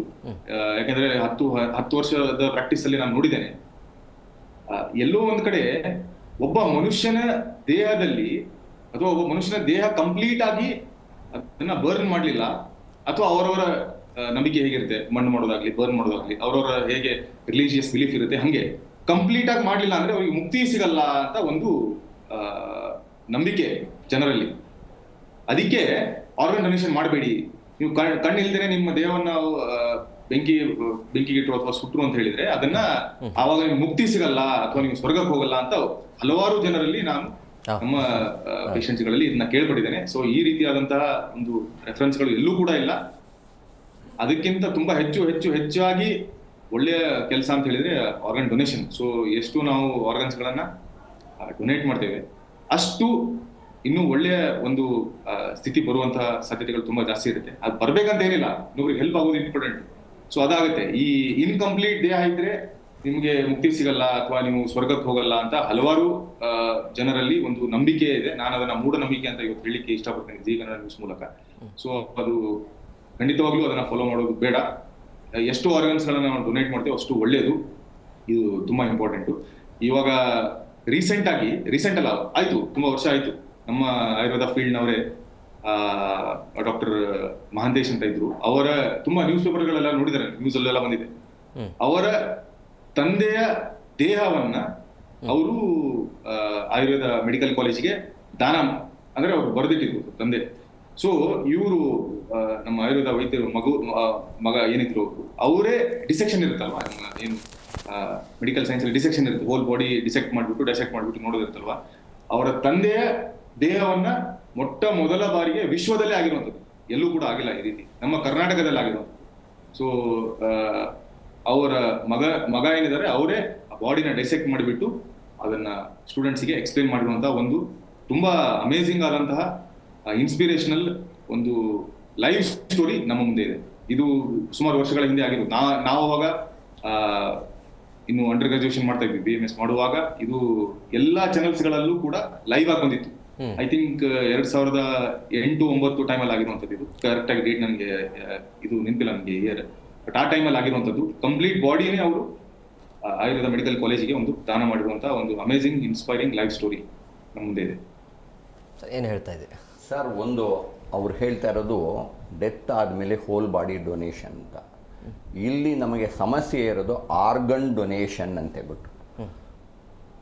ಬೇರೆ ಬೇರೆ ಮಾಡ್ರನ್ ಕಂಟ್ರಿ, ವೆಸ್ಟರ್ನ್ ಕಂಟ್ರೀಸ್ ಅಂತ ಹೇಳಿದ್ರೆ ಇವಾಗ ನಾವೇ ಏನೋ ಒಂದು ಇವಾಗ ತಾನೇ ಹೇಳೋದು, ಈ ಮಿಡ್ಲ್ ಬಂದು ಮೆಡಲ್ ಮಾಡಿ ಆ ಅಂಗಾಂಗ ದಾನ ಮಾಡೋದನ್ನು ಕೆಡಿಸಿಟ್ಬಿಟ್ಟು ಕುಲಗೆಡಿಸ್ಬಿಟ್ರು ಅಂತ ಹೇಳಿದ್ರು. ದಯವಿಟ್ಟು ಇಲ್ಲಿ ನೋಡಬೇಕು. ನಮ್ಮ ಕರ್ನಾಟಕ ಅದೇ ಆದ ಮುಂಚೆ ZCCK ಅಂತು, zonal coordination committee for Karnataka for organ transplant ಅಂತ ಇತ್ತು. ಅದೇ ಇವಾಗ ರೋಟೋ ಸೋಟೋ ಅಂತೆಲ್ಲ ಬೇರೆ ಬೇರೆ ಎಲ್ಲ ಆಗಿದೆ. ಇವಾಗ ಯಾರಾದರೂ ಒಬ್ಬರು, ನಾವಾಗಲಿ ನೀವಾಗಲಿ, ನೋಡಪ್ಪ ನಾನು ಚೆನ್ನಾಗಿದ್ದೀನಿ, ನಾನೇನಾದರೂ ಅನಿರೀಕ್ಷಿತವಾಗಿ ಅಪಘಾತದಲ್ಲಿ ಏನಾದ್ರು ಸಿಗಾಕಿ ಹಾಕ್ಕೊಂಡು ಏನಾದ್ರು ಆಯಿತು ಅಂದರೆ ಆ ಕಾರ್ಡಲ್ಲಿ ತುಂಬ ಚೆನ್ನಾಗಿ ಮೆನ್ಷನ್ ಮಾಡಿದೆ ಆರ್ಗನ್ ಡೊನೇಷನ್ ಏನು ಅಂತ. ನೋಡಿ ಇಲ್ಲಿ, yes I am an organ pledger ಅಂತ. ಎಷ್ಟೋ ಜನ ಬದುಕಿದ್ದಾಗಲೇ ಐ ಹ್ಯಾವ್ ಆಲ್ರೆಡಿ ಡೊನೇಟೆಡ್ ಅಂತಾರೆ. ಡೊನೇಟೆಡ್ ಬದುಕಿದ್ದಾಗ ಕೊಡೋಕ್ಕೆ ಆಗಿರಲ್ಲ ರೀ, ಪ್ಲೆಜ್ ಮಾಡ್ಬೋದು. ಅದನ್ನು ನೋಡಿ ಆವಾಗ I authorise the removal of all organs, kidneys, corneas, heart valves, lungs, liver, pancreas ಅಂತ ಈ ಥರ ಎಲ್ಲ ಬರೆದಿರುತ್ತೆ. ಅಂದರೆ ಇದನ್ನೇ ನಾನೇನೋ ಪ್ಲೆಜ್ ಮಾಡಿರ್ಬೋದು, ನಾನೇನೋ ನೋಂದಣಿ ಮಾಡಿರ್ಬೋದು, ಅದನ್ನೇನು ದಾಖಲೆ ನನ್ನ ಮೈಯಲ್ಲಿ ಒಂದು ಪಾಸ್ಬುಕ್ಕಲ್ಲೋ ಒಂದು ಪರ್ಸಲ್ಲೋ ಒಂದು ಕಾರ್ಡಲ್ಲೋ ಇರಲಿಲ್ಲ ಅಂದರೆ ಬೇರೆಯವ್ರಿಗೆ ಹೆಂಗೆ ಗೊತ್ತಾಗತ್ತೆ? ಇವಾಗ ಇವರು ಹೇಳಿದ ಥರ ಸಮಸ್ಯೆ ಗೊಂದಲಕ್ಕಾಗ್ಬಿಡತ್ತೆ. ಅದಕ್ಕೆ ಎಷ್ಟೋ ಕಡೆ ಏನು ಮಾಡ್ತಾರೆ ಅಂದರೆ ಡ್ರೈವಿಂಗ್ ಲೈಸೆನ್ಸಲ್ಲಿ ಎಂಡಾರ್ಸ್ ಮಾಡ್ತಾರೆ. ಎಂಡಾರ್ಸ್ಮೆಂಟ್ ಅಂದರೆ ಅಟ್ಲೀಸ್ಟ್ ಇವಾಗ ಹೆಸರು ಜೊತೆಗೆ ಅಟ್ಲೀಸ್ಟ್ ಬ್ಲಡ್ ಗ್ರೂಪ್ ಹಾಕ್ತಾ ಇದ್ದಾರೆ. ನಮ್ಮ ಆಧಾರ್ ಕಾರ್ಡಲ್ಲಿ ಪ್ಯಾನ್ ಕಾರ್ಡಲ್ಲಿ ಅದು ಯಾವ ಬ್ಲಡ್ ಗ್ರೂಪು ಇರಲ್ಲ. ಇವಾಗ ಎಷ್ಟೋ ಜನ ಫೋನ್ ನಂಬರ್ ಮಾಡ್ಕೊಂಡು ಪಕ್ಕದಲ್ಲಿ ಬ್ಲಡ್ ಗ್ರೂಪ್ ಬರೆದಿರ್ತಾರೆ. ಅದೇ ಥರ ಡ್ರೈವಿಂಗ್ ಲೈಸೆನ್ಸಲ್ಲಾಗಲಿ ಆಧಾರ್ ಕಾರ್ಡಲ್ಲಾಗಲಿ ನಾನು ಒಬ್ಬ ಅಂಗಾಂಗ ದಾನಿ ಅಂತ ಈ ಥರ ಒಂದು ಆ್ಯಕ್ಸಿಡೆಂಟ್ ಕೇಸ್ ಆಯಿತು ಅಂದರೆ ಯಾರನ್ನು ಅವಾಗ ವೆಯ್ಟ್ ಮಾಡಬೇಕದ್ದಿಲ್ಲ ರೀ. ಅವಾಗ ಸಾಕಷ್ಟು ಅಂಗಾಂಗ ದಾನ ಆಗುತ್ತೆ, ಡಿಮಾಂಡ್ ಇರೋಷ್ಟು ಸಪ್ಲೈನೂ ಸಿಗುತ್ತೆ ಅಂತ ನನ್ನ ಅನಿಸಿಕೆ ಅನ್ನಿಸ್ತಾ ಇದೆ. Yes sir. ಶರತ್ ಅವರೇ, ಹಾಗೆ ಸಂಪರ್ಕದಲ್ಲಿರಿ, ಬ್ರೇಕ್ ತೊಗೊಂಡು ಬಂದ್ಬಿಡ್ತೀನಿ. ಬ್ರೇಕ್ನ ಸಮಯ ಆಗಿದೆ. ಬ್ರೇಕ್ ಆದ ಬಳಿಕ ಸಹಜವಾಗಿ ಯಾವ ಹಂತದಲ್ಲಿ ಅಂಗಾಂಗವನ್ನು ದಾನ ಮಾಡಬಹುದು ಅನ್ನೋದ್ರ ಬಗ್ಗೆ, ಜೊತೆಗೆ ಅಂಗಾಂಗ ದಾನ ಮಾಡುವಂಥ ಟೈಮಲ್ಲಿ ಅಥವಾ ಕಸಿ ಮಾಡುವಂಥ ಟೈಮಲ್ಲಿ ಯಾವ ರೀತಿಯಾಗಿ ಆರೋಗ್ಯವಾಗಿರಬೇಕು ಎಲ್ಲದ್ರ ಬಗ್ಗೆ ಚರ್ಚೆ ಮಾಡ್ತೀವಿ. ರಜನಿ ಅವರೇ, ಸರ್ ಹೇಳಿದರು, ಭಾಳ ಚಂದ ಹೇಳಿದರು. ಅಂದರೆ ಒಂದು ಮೂಢನಂಬಿಕೆ ಇದೆ, ಮುಕ್ತಿ ಏನಾದರೂ ದಾನ ಮಾಡಿದ್ರೆ ಅಥವಾ ಕಸಿ ಆಯಿತು ಅಂತಂದರೆ ಮುಕ್ತಿ ಸಿಗಲ್ಲ ಅನ್ನುವಂಥ ಮೂಢನಂಬಿಕೆ ಇವಾಗಲೂ ಇದೆ ಅಂತ. ಹೌದು, ಖಂಡಿತ. ಯಾಕೆ ಅಂತ ಅಂದರೆ ಯಾವಾಗ ಬದಲಾವಣೆ ಆಗೋದು ಜನ ಅಂತ? ನಾನು ಹೇಳ್ದಂಗೆ ಸರ್, ಇವಾಗ ನಮ್ಮ 60-70 ಇರೋರನ್ನೆಲ್ಲ ಬದಲಾಯಿಸೋದು ತುಂಬ ಕಡಿಮೆ. ಬದಲಾಯಿಸೋಕ್ಕೆ ನಮ್ಮ ಕೈಲಿ ಆಗಲ್ಲ. ಸೊ ನಾವು ಇವಾಗ ನಮ್ಮ ಪ್ರತಿಯೊಂದು, ಇವಾಗ ನಾವು ರಕ್ತದಾನ ನೋಡೋಕೆ ಹೋದ್ರೂ ನಮ್ಮ ದೇಶದ 3% ರಕ್ತದಾನನ ನಾವು ಯೂತ್ಸೇ ಕೊಡ್ತಾ ಇರೋದು. ಕಾಲೇಜ್ ಸ್ಟೂಡೆಂಟ್ಸ್ಗಳು ಅದು 30+ ಆದ ತಕ್ಷಣ ಅವರ ಲೈಫಿನ ಜಂಜಾಟಗಳಲ್ಲಿ ದಾನಗಳು ಮಾಡೋದನ್ನೆಲ್ಲ ಮರ್ತು ಬಿಟ್ಟಿರ್ತೀವಿ. ಸೊ ಒಂದು 18 to 30 ಒಳಗಡೆನ ಯುವಕರು ಯುವತಿಯರೇ ಕೊಡ್ತಾ ಇರೋದು ರಕ್ತದಾನನ.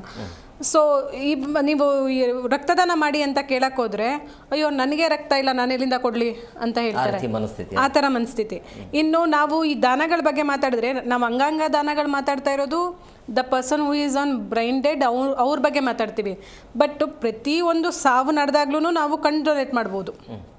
ಅದಕ್ಕೆ ಬ್ರೈನ್ ಡೆಡ್ ಆಗಿರೋ ಕಿಡ್ನಿದು ಅದೆಲ್ಲ ಸಪ್ಲೈ ಆ್ಯಂಡ್ ಡಿಮ್ಯಾಂಡ್ ಮ್ಯಾಚ್ ಆಗಲ್ಲ, ಓಕೆ. ಬಟ್ ನಾವು ಐ ಡೊನೇಷನ್ ಡಿಮ್ಯಾಂಡ್ನ ಖಂಡಿತ ಮೀಟ್ ಮಾಡ್ಬೋದು. ಯಾವುದ್ರ ಮೂಲಕ? ಅವೇರ್ನೆಸ್ನ ಕ್ರಿಯೇಟ್ ಮಾಡೋದ್ರ ಮೂಲಕ. ಸೊ ನೀವು ಹೇಳ್ದಂಗೆ ಅವೇರ್ನೆಸ್ ಇಸ್ ಈ ಸಪ್ಲೈ ಡಿಮ್ಯಾಂಡ್ ಚೈನು ಟೆಕ್ನಿಕಲ್ ಇದ್ರ ಬಗ್ಗೆ ಎಲ್ಲ ಮಾತಾಡೋಕ್ಕೆ ಮುಂಚೆ ಒಂದು ಸಾಮಾಜಿಕವಾಗಿ ಬೇಸಿಕ್ ಲೇಮೇನ್ ಆಗಿ ಹೇಳೋದೇನು ಅಂದರೆ, awareness is the only route to solve this problem.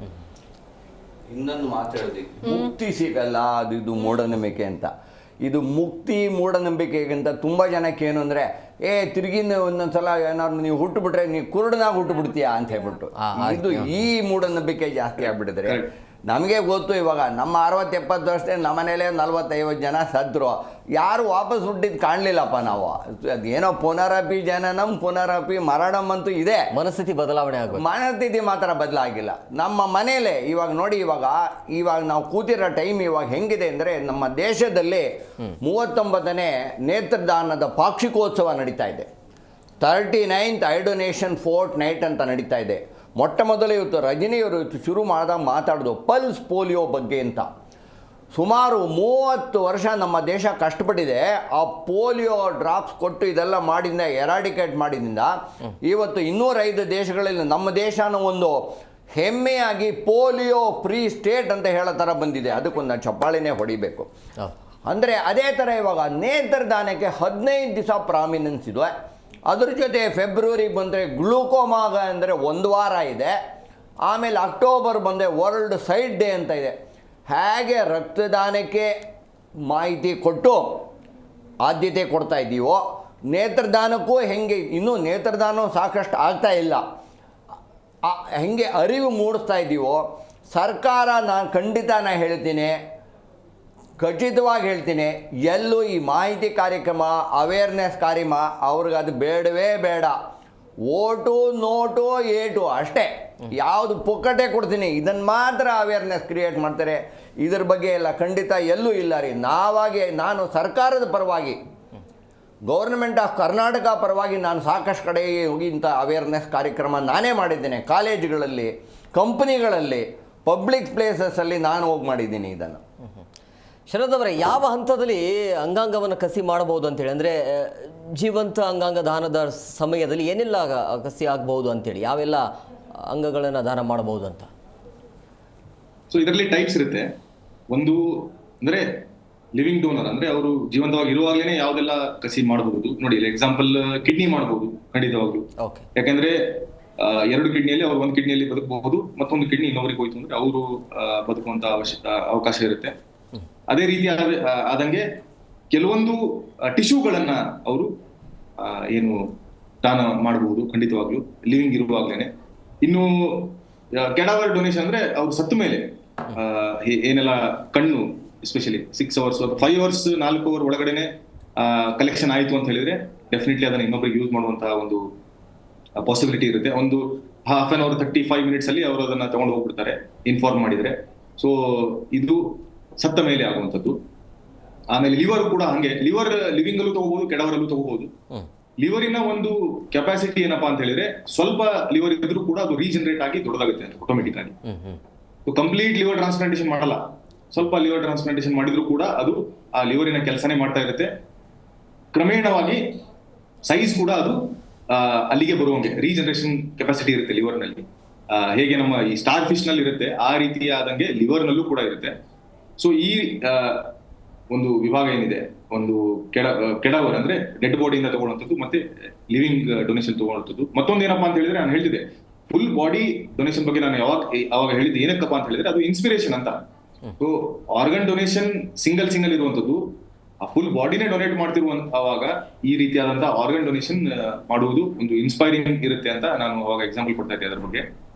ಆಮೇಲೆ ಇನ್ನು ಮಕ್ಕಳಲ್ಲೂ ಕೂಡ ಇಂಪಾರ್ಟೆಂಟ್ ಇರುತ್ತೆ. ಸೊ ಮಕ್ಕಳಲ್ಲಿ ಕೆಲವೊಂದ್ಸರಿ ಕೆಲವೊಂದು ಕಾರಣಗಳಿಂದ ಕಸಿ ಆಗ್ಬೇಕಾಗತ್ತೆ. ಅವಾಗ ಯೂಶುವಲಿ ಸೇಮ್ ಏಜ್ ಅಥವಾ ಸಿಮಿಲರ್ ಒಂದು ಏಜ್ ಗ್ಯಾಪ್ ಏನಿರುತ್ತೆ ಅಥವಾ ಜೆಂಡರ್ ಏನಿರುತ್ತೆ ಅದರಿಂದಾನೇ ಕಸಿ ಮಾಡಿದ್ರೆ ತುಂಬಾ ಒಳ್ಳೇದು. ಅದಕ್ಕೆ ಹಲವಾರು ಕ್ರೈಟೀರಿಯಾಸ್ಗಳಿರುತ್ತೆ.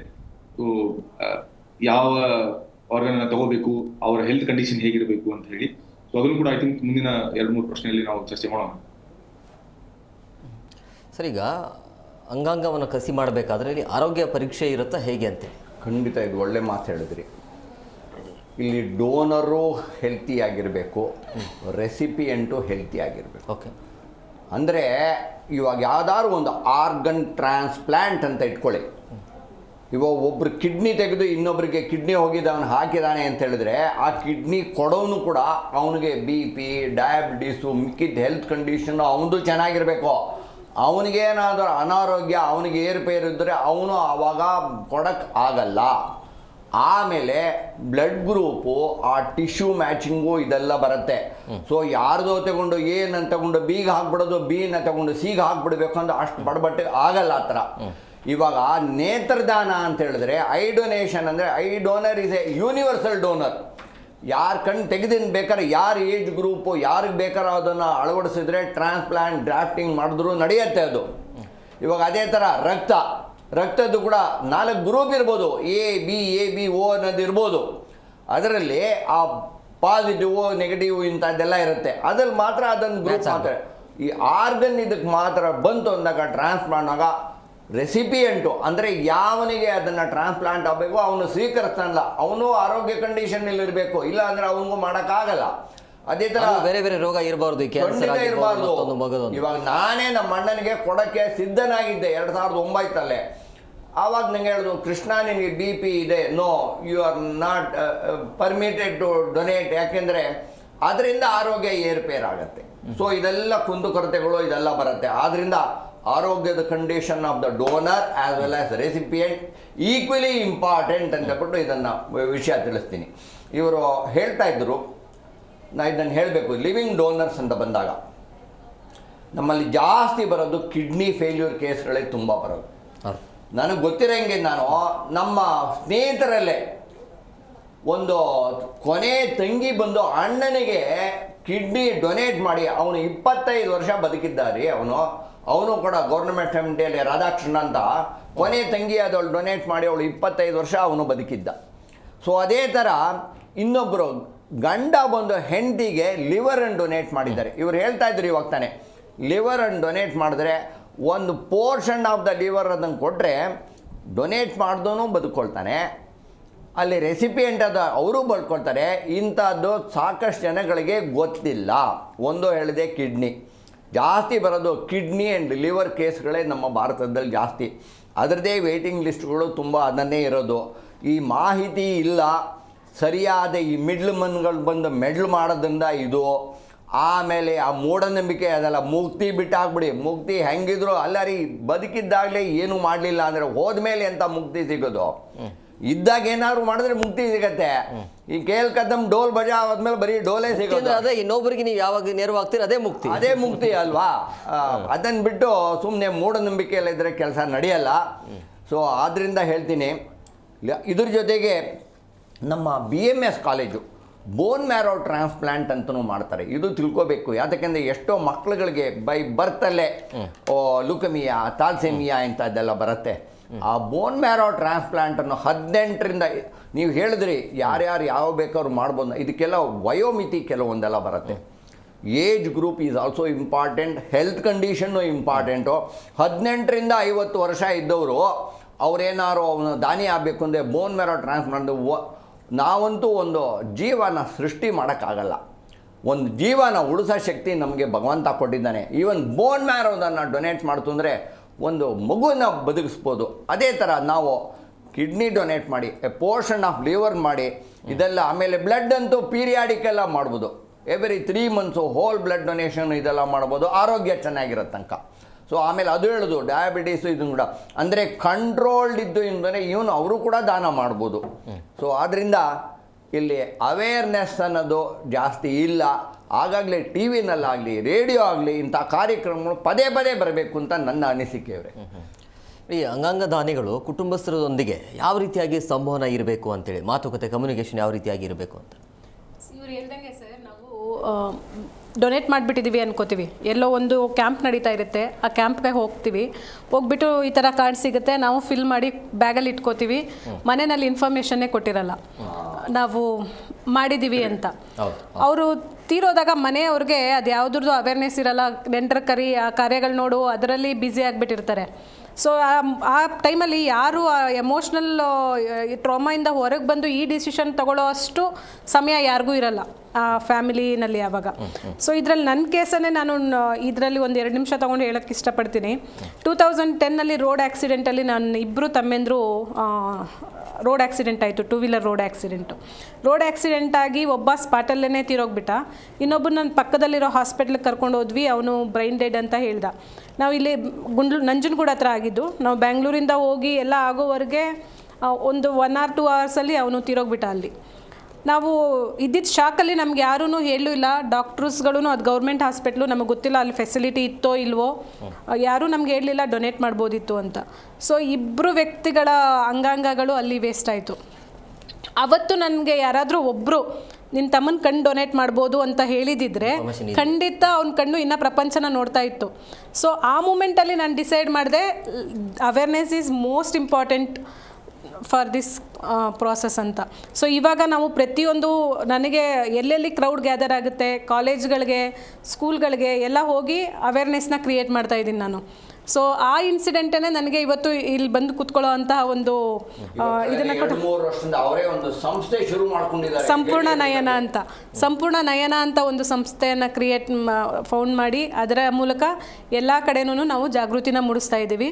ಸೊ ಇಲ್ಲಿ ಡೊನೇಷನ್ ಬಗ್ಗೆ ಗ್ರಾಮೀಣ ಪ್ರದೇಶ ನಮ್ಮದು ಮೇನು ಇದೆ. ಗ್ರಾಮೀಣ ಪ್ರದೇಶಗಳಲ್ಲಿ ಅವೇರ್ನೆಸ್ ಎಷ್ಟು ಇಂಪಾರ್ಟೆಂಟ್ ಆಗುತ್ತೆ ಅನ್ನೋಕ್ಕೆ ಸರ್, ಒಬ್ಬರು she is is A doctorate PhD ಮಾಡಿರೋ ಅಂಥವ್ರು ತೀರೋದ್ರು. ಅವ್ರ ಹಸ್ಬೆಂಡೂ ಡಾಕ್ಟ್ರೇಟು.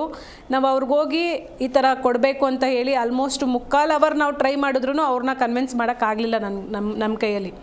ಅವರು ಪಾಯಿಂಟು ಯಾವುದೇ ಕಾರಣಕ್ಕೂ ಅವ್ರ ಇಷ್ಟು ನೊಂದ್ಬಿಟ್ಟಿದ್ದಾರೆ, ಸತ್ತ ಮೇಲೂ ನಾವು ಅವ್ರನ್ನ ನೋವಿಸೋದಕ್ಕೆ ಇಷ್ಟಪಡೋದಿಲ್ಲ. ಅವ್ರು ಹೇಗೆ ಕಂಪ್ಲೀಟಾಗಿ ಬಂದರೋ ಹಾಗೇ ಕಂಪ್ಲೀಟಾಗಿ ಹೋಗಬೇಕು ಅಂತ ಬೋತ್ ಆಫ್ ದೆಮ್ ಡಾಕ್ಟ್ರೇಟ್. ನಮಗೆ ಅವ್ರ ಕೈಲಿ ಕನ್ವಿನ್ಸೇ ಮಾಡೋಕ್ಕಾಗಲಿಲ್ಲ. ನಾನು ನನ್ನ ಬೆಸ್ಟು ಟ್ರೈ ಮಾಡಿದೆ ಮೋರ್ ದೆನ್ 1 hour. ಆಮೇಲೆ ಈ ಸಿಚುವೇಷನಲ್ಲಿ ಅವ್ರಿಗಿನ್ನ ತೊಂದರೆ ಕೊಡೋದು ಬೇಡ ಅಂತ ನಾವು ಫೇಲ್ಯೂರ್ನ ಅಕ್ಸೆಪ್ಟ್ ಮಾಡ್ಕೊಂಡು ಬಂದುಬಿಟ್ವಿ. ಅದೇ ಸ್ಕೂಲ್ಗಳಲ್ಲಿ ನಾನು ಮಾಡುವಾಗ ಒಂದು 2ನೇ ಕ್ಲಾಸ್ ಮಗು ಅವ್ರ ತಾತ ಸತ್ತು ಅಂತ ಅವ್ರ ತಂದೆ ಹತ್ರ ನನಗೆ ಕಾಲ್ ಮಾಡಿಸಿ ನಮ್ಮ ತಾತನ ಕಣ್ಣು ದಾನ ಮಾಡಲೇಬೇಕು ಅಂತ ಹೇಳಿ ಮಾಡಿಸಿದ್ದಾರೆ ಕಣ್ಣು. ಸೊ ಚಿಕ್ಕ ಮಗು 2ನೇ ಕ್ಲಾಸ್ ಮಗು. So awareness is major role sir. ಅದು ಬಿಟ್ಟು ನೀವು ಇನ್ಯಾವುದೇ ಮಾಡಿದ್ರು, ಇವಾಗ ನಾನು ಹೇಳಿದಂಗೆ ಪೋಲಿಯೋ ಹೇಗೆ ಮುಕ್ತ ಆಗೋದಕ್ಕೆ ಗೌರ್ಮೆಂಟು ಸ್ಟ್ಯಾಂಡ್ ತಗೊಂಡು ಎಲ್ಲ ಕಡೆನೂ ಅವೇರ್ನೆಸ್ ಮಾಡಿ ಕಂಪ್ಲೀಟ್ ನೇಷನ್ ಇನ್ವಾಲ್ವ್ ಆಗಿತ್ತು, ಹಾಗೆ ಕಂಪ್ಲೀಟ್ ನೇಷನ್ ಇನ್ವಾಲ್ವ್ ಆಗಬೇಕು ಸರ್. ಇದೆಲ್ಲ ಮಾಡಬೇಕು ಅಂದರೆ ಒಬ್ಬ ವ್ಯಕ್ತಿ ಅಥವಾ ಒಂದು ಸಂಸ್ಥೆ ಮಾಡ್ತೀವಿ ಅಂದರೆ ಖಂಡಿತ ಆಗಲ್ಲ. ಶರದ್ ಅವರೀಗ ಈ ದಾನಿಗಳ ನೋಂದಣಿಯ ಪ್ರಾಮುಖ್ಯತೆ ಏನು ಹೇಳುತ್ತೆ ಅಂತ? ಹೌದು, ಅಲ್ಲ ಇಂಪಾರ್ಟೆಂಟ್ ಅದು. ಯಾಕೆಂದ್ರೆ ನಾನು ಎಕ್ಸಾಂಪಲ್ ಕೊಡ್ತೇನೆ. ಎಷ್ಟೊಂದು ಜನರದು ಕಾರ್ಡ್ ಅವರ ಲಾಕರ್ನಲ್ಲೂ, ಅವ್ರ ಬ್ಯಾಗಲ್ಲೂ, ಅಥವಾ ಅವ್ರ ಕಾರಲ್ಲೋ, ಬೈಕಲ್ಲೋ ಎಲ್ಲ ಉಳ್ಕೊಂಡ್ಬಿಟ್ಟಿರುತ್ತೆ, ಯಾರಿಗೂ ಗೊತ್ತೇ ಆಗಲ್ಲ.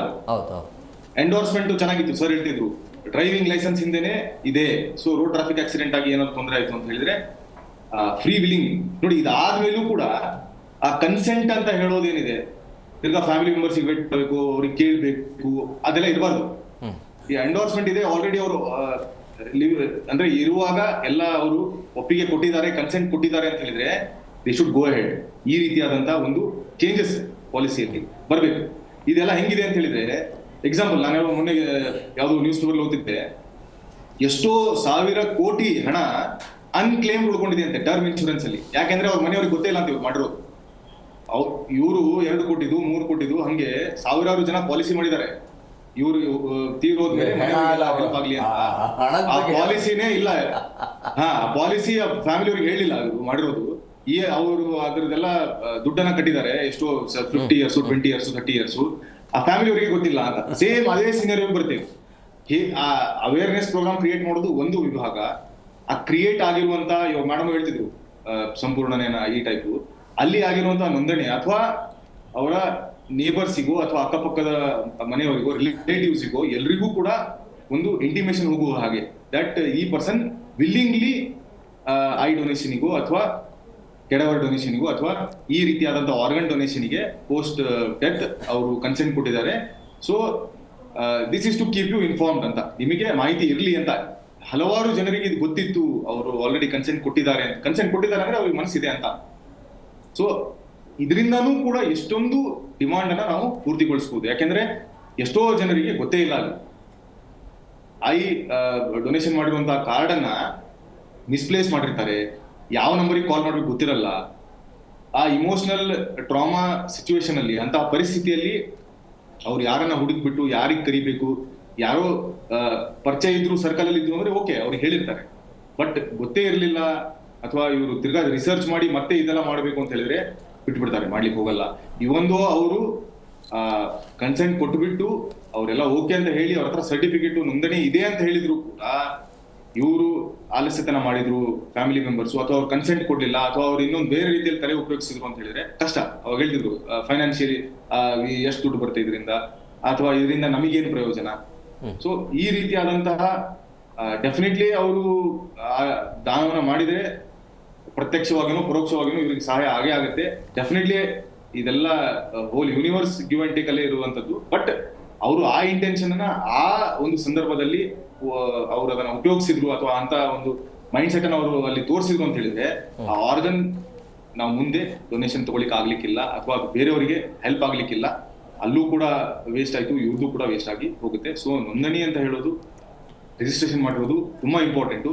ನೋಂದಣಿ ಮಾಡಿದ್ದಾರೆ ಅಂತ ಹೇಳ್ಬಿಟ್ಟು ನಿಯರೆಸ್ಟ್ ಫ್ಯಾಮಿಲಿ ಮೆಂಬರ್ಸು ಅಥವಾ ನೇಬರ್ಸು ಅಥವಾ ರಿಲೇಟಿವ್ಸು ಅಥವಾ ಇವರ ಆಧಾರ್ ಕಾರ್ಡ್ ಅಲ್ಲಿ, ಇವರ ಪ್ಯಾನ್ ಕಾರ್ಡ್ ಅಲ್ಲಿ, ಇವರ ಒಂದು ಡ್ರೈವಿಂಗ್ ಲೈಸೆನ್ಸ್ ಅಲ್ಲಿ, ಇವರ ಪಾಸ್ಪೋರ್ಟ್ ಅಲ್ಲಿ ಎಲ್ಲಾ ಕಡೆ ಕೂಡ ಇರ್ಬೇಕು. ಎಲ್ಲೆಲ್ಲಿ ಇವರ ಡಾಕ್ಯುಮೆಂಟ್ಸ್ ಇದೆ, ಏನೇನು ಇವ್ರದ್ದು ಇಂಪಾರ್ಟೆಂಟ್ ಡಾಕ್ಯುಮೆಂಟ್ಸ್, ಎಂಡಾರ್ಸ್ಮೆಂಟ್ ಅನ್ನೋದು whatever. ಹೌದು, ಅದರಲ್ಲಿ ಎಲ್ಲಾ ಡಾಕ್ಯುಮೆಂಟ್ಸ್ ಅಲ್ಲೂ ಇರಬೇಕು. ಇವರ 10th SSLC ಸರ್ಟಿಫಿಕೇಟ್ ಅಲ್ಲೂ ಇರಬೇಕು. ಅಂದ್ರೆ ಇವ್ರು ಮಾಡಿದ್ದಾರೆ ಅಂತ, ಅಥವಾ ಆ SSLC ಸರ್ಟಿಫಿಕೇಟ್ ಅಲ್ಲಿ ಇರುವ ಮಗುವಿನ ತಂದೆ ಏನಾದ್ರು ಕೊಟ್ಟಿದ್ದಾರೆ, ತಾಯಿ ಏನಾದ್ರು ಕೊಟ್ಟಿದ್ದಾರೆ, ಅಜ್ಜ ಏನಾದ್ರು ಕೊಟ್ಟಿದ್ದಾರೆ, ಅಜ್ಜಿ ಏನಾದ್ರು ಕೊಟ್ಟಿದ್ದಾರೆ ಅಂದ್ರೆ ಅಲ್ಲಿ ಇರಬೇಕು ಮೆನ್ಷನ್, ಇವರೆಲ್ಲ ಡೋನರ್ಸ್ ಇದ್ದಾರೆ ಅಂತ. ಇದು ಒಂದು ವಿಭಾಗ, ಎಲ್ಲ ಇದೆ ಅಲ್ಲ. ಮೇ ಬಿ 3-4 ಕಾಲಮ್ ಮಾಡಿಬಿಟ್ಟು ಬೇರೆ ಬೇರೆ ಇಂಪಾರ್ಟೆಂಟ್ ಏನಿದೆ ಇರಬಹುದು, ಇಲ್ಲ ಅಂತಲ್ಲ. ಬಟ್ ಇದು ಕೂಡ ಇಂಪಾರ್ಟೆಂಟ್, ಇದು ಕೂಡ ಇರಬೇಕು. ಕ್ರಾಸ್ ವೆರಿಫಿಕೇಶನ್ಸ್ ಎಲ್ಲ ಕಡೆ ಕ್ರಾಸ್ ಕನೆಕ್ಷನ್ಸ್ ಇರಬೇಕು. ಮಗುವಿನ ನೋಡಿದ್ರೆ ಯಾರಾದ್ರೂ ಮಗುವಿನ ID ಕಾರ್ಡ್ ಅಲ್ಲಿ ತಂದೆ ಹೆಸರು, ಇವರು ಡೋನರಿಗೆ ಕನ್ಸೆಂಟ್ ಕೊಟ್ಟಿದ್ದಾರೆ. ತಂದೆ ನೋಡಿದ್ರೆ ಅವರ ಪತ್ನಿ ಆಗಿರ್ಬೋದು ಅಥವಾ ಅವರ ತಾಯಿ ಆಗಿರ್ಬೋದು, ತಂದೆ ಆಗಿರ್ಬೋದು, ಅವರ ಒಂದು ಹೆಸರು ಮತ್ತೆ ಅವರ ಡೀಟೇಲ್ಸ್, ಅವರು ಹಿಂಗಿದ್ದಾರೆ, ಅದೆಲ್ಲ ಇರುವಂತದ್ದು ತುಂಬಾ ಒಳ್ಳೇದು. ಇದು ಡಿಜಿಟಲ್ ಆಗಿ ಈಸಿಯಾಗಿ ಮಾಡಬಹುದು. ಇವಾಗ ಏನೆಲ್ಲ ಪೇಪರ್ ಅಲ್ಲೇ ಇರಬೇಕು ಅಂತ ಏನಿಲ್ಲ, ಡಿಜಿಟಲ್ ಆಗಿ ಕೂಡ ಇದನ್ನ ಈಸಿಯಾಗಿ ಮಾಡಬಹುದು. ಏನ್ ಸರ್ ಇಷ್ಟೊಂದೆಲ್ಲ ಸ್ಪೇಸ್ ಎಲ್ಲಿರುತ್ತೆ, ಇಷ್ಟೆಲ್ಲ ಮಾಡ್ಲಿಕ್ಕೆ ಎಲ್ಲ ಆಗುತ್ತೆ ಅಂತ ಹೇಳಿದ್ರೆ ಡಿಜಿಟಲ್ ಆಗಿ. ಸೊ ಅಲ್ಲಿ ಒಂದೇನೋ ಸ್ಕ್ಯಾನ್ ಕೋಡ್ ಇಟ್ಬಿಟ್ಟು ಸಿಂಪಲ್, ಎಷ್ಟಾಗುತ್ತೆ ಅಷ್ಟು ಸಿಂಪಲ್ ಸ್ಟೆಪ್ಸ್ ಮಾಡಿ ಅಲ್ಲಿ ಸ್ಕ್ಯಾನ್ ಕೋಡ್ ಇಟ್ಬಿಟ್ಟು ಅದನ್ನ ಸ್ಕ್ಯಾನ್ ಮಾಡಿದ್ರೆ ಇವರು ಕನ್ಸೆಂಟ್ ಕೊಟ್ಟಿರುವಂತಹ ಡೋನರ್ಸ್ ಅಥವಾ ಇವರು ಕನ್ಸೆಂಟ್ ಕೊಟ್ಟಿರುವಂತಹ ಆರ್ಗನ್ಸ್ ಯಾವ್ದಾವ್ದು ಇರುತ್ತೆ ಅಂತ ಇತ್ತು ಅಂತ ಹೇಳಿದ್ರೆ, ಐ ಥಿಂಕ್ ಎಷ್ಟೊಂದು ಡಿಮಾಂಡ್ ಸಪ್ಲೈ ಏನಿದೆ ಅದನ್ನ ನಾವು ಪೂರೈಸಬಹುದು. ಅಂದ್ರೆ ಡಿಮಾಂಡ್ ಏನಿದೆ ಅದಕ್ಕೆ ನಾವು ಸಪ್ಲೈನ ಕೊಡಬಹುದು ಅಂತ ನನ್ನ ಅನಿಸಿಕೆ. ಎಲ್ಲದಕ್ಕಿಂತ ಮುಖ್ಯವಾಗಿ ಸರ್, ನಾವು ನೋಂದಣಿ ಮಾಡ್ಕೊಂಡಿರ್ತೀವಿ, ಡಾಕ್ಟ್ರ್ ಹೇಳ್ದಂಗೆ ಟ್ರಾಮಾದಲ್ಲಿರ್ತೀವಿ. ನೋಂದಣಿ ಮಾಡೋದನ್ನು ಯಾರಿಗೆ ಹೇಳಬೇಕು, ನಮ್ಮ ಅಕ್ಕಪಕ್ಕ ಕಲೆಕ್ಟ್ ಮಾಡೋವಂಥ ಸೆಂಟ್ರ್ ಇದೆಯಾ ಅನ್ನೋದು ತುಂಬ ದೊಡ್ಡ ಒಂದು ವಿಷಯ ಆಗಿದೆ.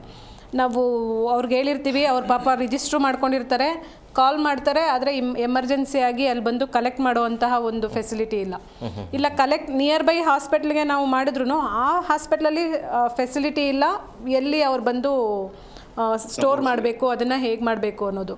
ಸೊ ಬರೀ ನಾವು ಅವೇರ್ನೆಸ್ ಕ್ರಿಯೇಟ್ ಮಾಡೋದು ಅಥವಾ ಪ್ಲೆಡ್ಜ್ ಆಗೋದು ಅಷ್ಟರಲ್ಲೇ ನಿಲ್ಲಲ್ಲ. ಅದನ್ನು ಕಲೆಕ್ಷನ್ ಸೆಂಟ್ರಿಗೆ ಹೋಗಿ ಅದು ಡೊನೇಟ್ ಆಗೋವರೆಗೂ it's a long process. So ಈ ಫುಲ್ ಚೈನನ್ನು ಕಂಪ್ಲೀಟ್ ಮಾಡಬೇಕು ಅಂದರೆ again government has to involve in it. ಇನ್ನೊಂದು ವಿಷಯ, ಗೌರ್ಮೆಂಟ್ ರೋಲ್ ಇದೆ. More than just pledging, parting gift is more important. ಕೊಡುವುದು ನಾವು ಇಂಪಾರ್ಟೆಂಟ್ ಎಂಬುದು ಬರೀ ಕೈಯಲ್ಲಿ ಬರೆಯೋದು ಇಂಪಾರ್ಟೆಂಟ್ ಅಲ್ಲ. ಅಂದರೆ ಯಾರೇ ಒಂದು ನೋಂದಣಿ ಮಾಡಿದ್ರು, ಎಷ್ಟೋ ಸಲ ನಾವು ಫೇಸ್ ಮಾಡಿದ್ದೀವಿ, ನೋಂದಣಿ ಮಾಡಿರ್ತಾರೆ, ಅವರು ಮನೆಗೆ ಕೊಟ್ರೆ ಮಕ್ಕಳುಗಳು ಅವಳಿಗೆ ಇದ್ದಾಗ ಅವ್ರಿಗೆ ಇಲ್ಲದೆ ಇರೋ ಕಾಟ ಕೊಟ್ಬಿಟ್ಟು ಹೋಗ್ಬಿಟ್ಟಾಗ ಇಲ್ಲ ಅವ್ರು ಕಣ್ ತಗೋಬೇಡಿ ಅಂತ ಆ ಥರ ಆಗಿರೋದು ನೋಡಿದ್ದೀವಿ. ಇದ್ದಾಗ ಜೂಟಾಟ, ಆಮೇಲೆ ಈ ಕಿತ್ತಾಟ, ಅದೇ ಬಾಳೆ ಓಲೆ ಗೀಲೆ ಎಲ್ಲ ಧೈರ್ಯವಾಗಿ ಕಿತ್ತಾಕ್ಬಿಡ್ತಾರೆ. ಇದನ್ನ ನೋಡ್ರಿ ಇನ್ನೊಬ್ರು ಮನುಷ್ಯ ಕೊಡಿ ಅಂದ್ರೆ ಕೊಡಲ್ಲ ರೀ. ಸರ್ ಹೇಳ್ದಂಗೆ ಡೊನೇಟ್ ಮಾಡಿರ್ತೀವಿ, ಪ್ಲೆಡ್ಜ್ ಮಾಡಿರ್ತೀವಿ, ಮತ್ತೆ ಕೊಡಕ್ಕೂ ರೆಡಿ ಇರ್ತಾರೆ, ಬಟ್ ತಗೊಂಡೋಗಕ್ಕೆ ಸಮ್ ಟೈಮ್ ರೆಡಿ ಇರಲ್ಲ. ಆದರೆ ಇವಾಗ ನಾ ಎಲ್ಲರಿಗೂ ಗಮನ ಕೇಳಬೇಕು, ನಮ್ಮ ಬೆಂಗಳೂರಲ್ಲಿ ಇವಾಗ ಒಂದು 6-7 ವರ್ಷದಲ್ಲಿ ಇದು ಒಂದು ದೊಡ್ಡ ಒಂದು ಉದಾಹರಣೆ ಕೇಸು. ಹರೀಶ್ ಅನ್ನೋನೊಬ್ಬ ತುಮಕೂರು ಗುಬ್ಬಿಯಿಂದ ಬರುವಾಗ ಅವನು ಆಕ್ಸಿಡೆಂಟ್ ಆಗ್ಬಿಡ್ತು. ಅವನ ಮೇಲೆ ಕಾಲ್ ಮೇಲೆ ಲಾರಿ ಹರಿದ್ಬಿಡ್ತು. ಲಾರಿ ಹರಿದಾಗ ಅವನ ಕಾಲು 2 ಕಟ್ಟಾಗ್ಬಿಟ್ಟಿತ್ತು, 2 ಬೇರೆ ಬೇರೆ ತುಕಡ ಬಿದ್ದಿತ್ತು. ಅವನು ಜೀವಂತವಾಗಿದ್ದ. ಅವನು ಏನೋ ಒಂಥರ ಅನುಮಾನ ಇದ್ದರೂ ಕೂಡ ತುಂಬ ಧೈರ್ಯವಂತ. ಅವನು ಎಲ್ಲರೂ ಬಂದು ಏನಾದ್ರು ಹೆಲ್ಪ್ ಮಾಡು ಅಂತ ಹೇಳಿದಾಗ ಅವನು ಏನು ಹೇಳ್ದಾಗ ಗೊತ್ತಾ, ನಾನೇನಾದ್ರು ಬದುಕಲ್ಲ ಅಂತ ಗೊತ್ತಾದರೆ ದಯವಿಟ್ಟು ನನ್ನನ್ನು ನೇತ್ರದಾನ ಮಾಡಿ ಅಂತೇಳ್ಬಿಟ್ಟು ಹೈವೇನಲ್ಲಿ ಹೋಗ್ಬಿಟ್ಟು ನಾರಾಯಣ ನೇತ್ರಾಲಯ ಹೋಗ್ಬಿಟ್ಟು ಐ ಡೊನೇಷನ್ ಮಾಡಿದ್ದಾರೆ. ಆಮೇಲೆ ಇನ್ನೂ ಒಂದು ಹೇಳ್ತಾನೆ, ನಾನು ಎಲ್ಲ ಅಂಗಾಂಗಗಳು ದಾನ ಮಾಡಬೇಕು ನೋಡಿ. ಅವನಿಗೆ ಆ ಸಮಯ ಪ್ರಜ್ಞೆ ಆ್ಯಂಡ್ ಸಮಯದ ಪ್ರಜ್ಞೆ. ಯಾಕೆ ಅಂದರೆ ಅವನಿಗೆ ವಿಷಯ ಗೊತ್ತಿತ್ತು. ಇದರ ಚಿಕ್ಕಂದಲ್ಲಿ ಇಂಥರ ಒಂದು ಮಾಹಿತಿ ಕಾರ್ಯಕ್ರಮ ಇವ್ರು ಹೇಳಿದ್ರು ರಿಜ್ಜಿನಿ ತುಂಬ ಚೆನ್ನಾಗಿ. ನಾವು ಚರಿತ್ರೆ, ಭೂಗೋಳ, ವಿಜ್ಞಾನ, ಗಣಿತ ಹೇಳ್ತೀವಿ ಹೊರತು ಮನುಷ್ಯಂಗೇನು ಬೇಕಾಗತ್ತೆ ನನ್ನ ಆ ವಿದ್ಯಾಭ್ಯಾಸ ಕೊಡಲ್ಲ. ದುರಭ್ಯಾಸ ತನಗೆ ಕಲಿತ್ಕೊಳ್ತಾರೆ. ಈ ವಿದ್ಯಾಭ್ಯಾಸ ಅನ್ನೋದು ಸೋಷಿಯಲ್ ರೆಸ್ಪಾನ್ಸಿಬಿಲಿಟಿ ಅನ್ನೋದು ಚಿಕ್ಕಂದಿನ ಕಲಿಸ್ಬೇಕು ಅಂತ ಹೇಳೋದು ಒಳ್ಳೆ ಮಾತು ಸರ್. ಅದು ಒಂಥರ ಸೊ ನೋಂದಣಿಗಿಂತ ನಾನದು parting gift practically is more important. ಇವಾಗ ಎಕ್ಸಾಂಪಲ್ ಐ ಡೊನೇಷನ್ನು. ಇವಾಗ ನಮ್ಮ ತಂದೆ ಇವರು ಐ ಡೊನೇಷನ್ ಪ್ಲೆಡ್ಜ್ ಏನು ಮಾಡಿರಲಿಲ್ಲ. ನಮ್ಮನ್ನು ನೋಡಿದ್ವಿ, 75 ವರ್ಷ ಬದುಕರು, ಒಳ್ಳೆ ಶರೀರ, ಆಮೇಲೆ ಒಳ್ಳೆ ಆರೋಗ್ಯ ಚೆನ್ನಾಗಿತ್ತು. ಅವ್ರು ಯಾಕೆ ದಾನ ಮಾಡಿಕೊಡೋದು ಅಂತ 1996 ಮಾಡಿದ್ದಕ್ಕೆ ಇವತ್ತು ನಮ್ಮ ಫ್ಯಾಮಿಲಿನಲ್ಲೇ ಕಳೆದ 25-30 ವರ್ಷ 23 ಪೇರ್ಸ್ ಆಫ್ ಐ ಡೊನೇಷನ್ ಆಗಿದೆ. ಅಂದರೆ ಪ್ಲೆಡ್ಜ್ ಮಾಡಬೇಕು ಅಂತ ಕಡ್ಡಾಯ ಏನೂ ಇಲ್ಲ. ಅದು ಅನ್ನೋದು ವಿಷಯ ತಿಳಿಸ್ತಾ ಇದ್ದೀನಿ. Consent of the family members ಅವ್ರದ್ದು ಒಂದು 2 ವಿಟ್ನೆಸ್ ಆದರೆ ಸಾಕು. ಯಾಕೆ ವಿಟ್ನೆಸ್ ಅಂದರೆ ಅವನನ್ನು ಕೊಂದುಬಿಟ್ಟು ಕದ್ಕೊಂಡೋದ ಅಂತ ಕುಡ್ದು ಅನ್ನೋದಕ್ಕೋಸ್ಕರ ವಿಟ್ನೆಸ್ ಅಂತ ಹೇಳೋದು. ಮೇಡಮ್, ಈ ಅಂಗಾಂಗ ದಾನವನ್ನು ಯಾಕೆ ಪರಿಗಣಿಸಬೇಕು ಅನ್ನುವಂಥ ಪ್ರಶ್ನೆ ಸಹಜವಾಗಿ ಇರುತ್ತೆ.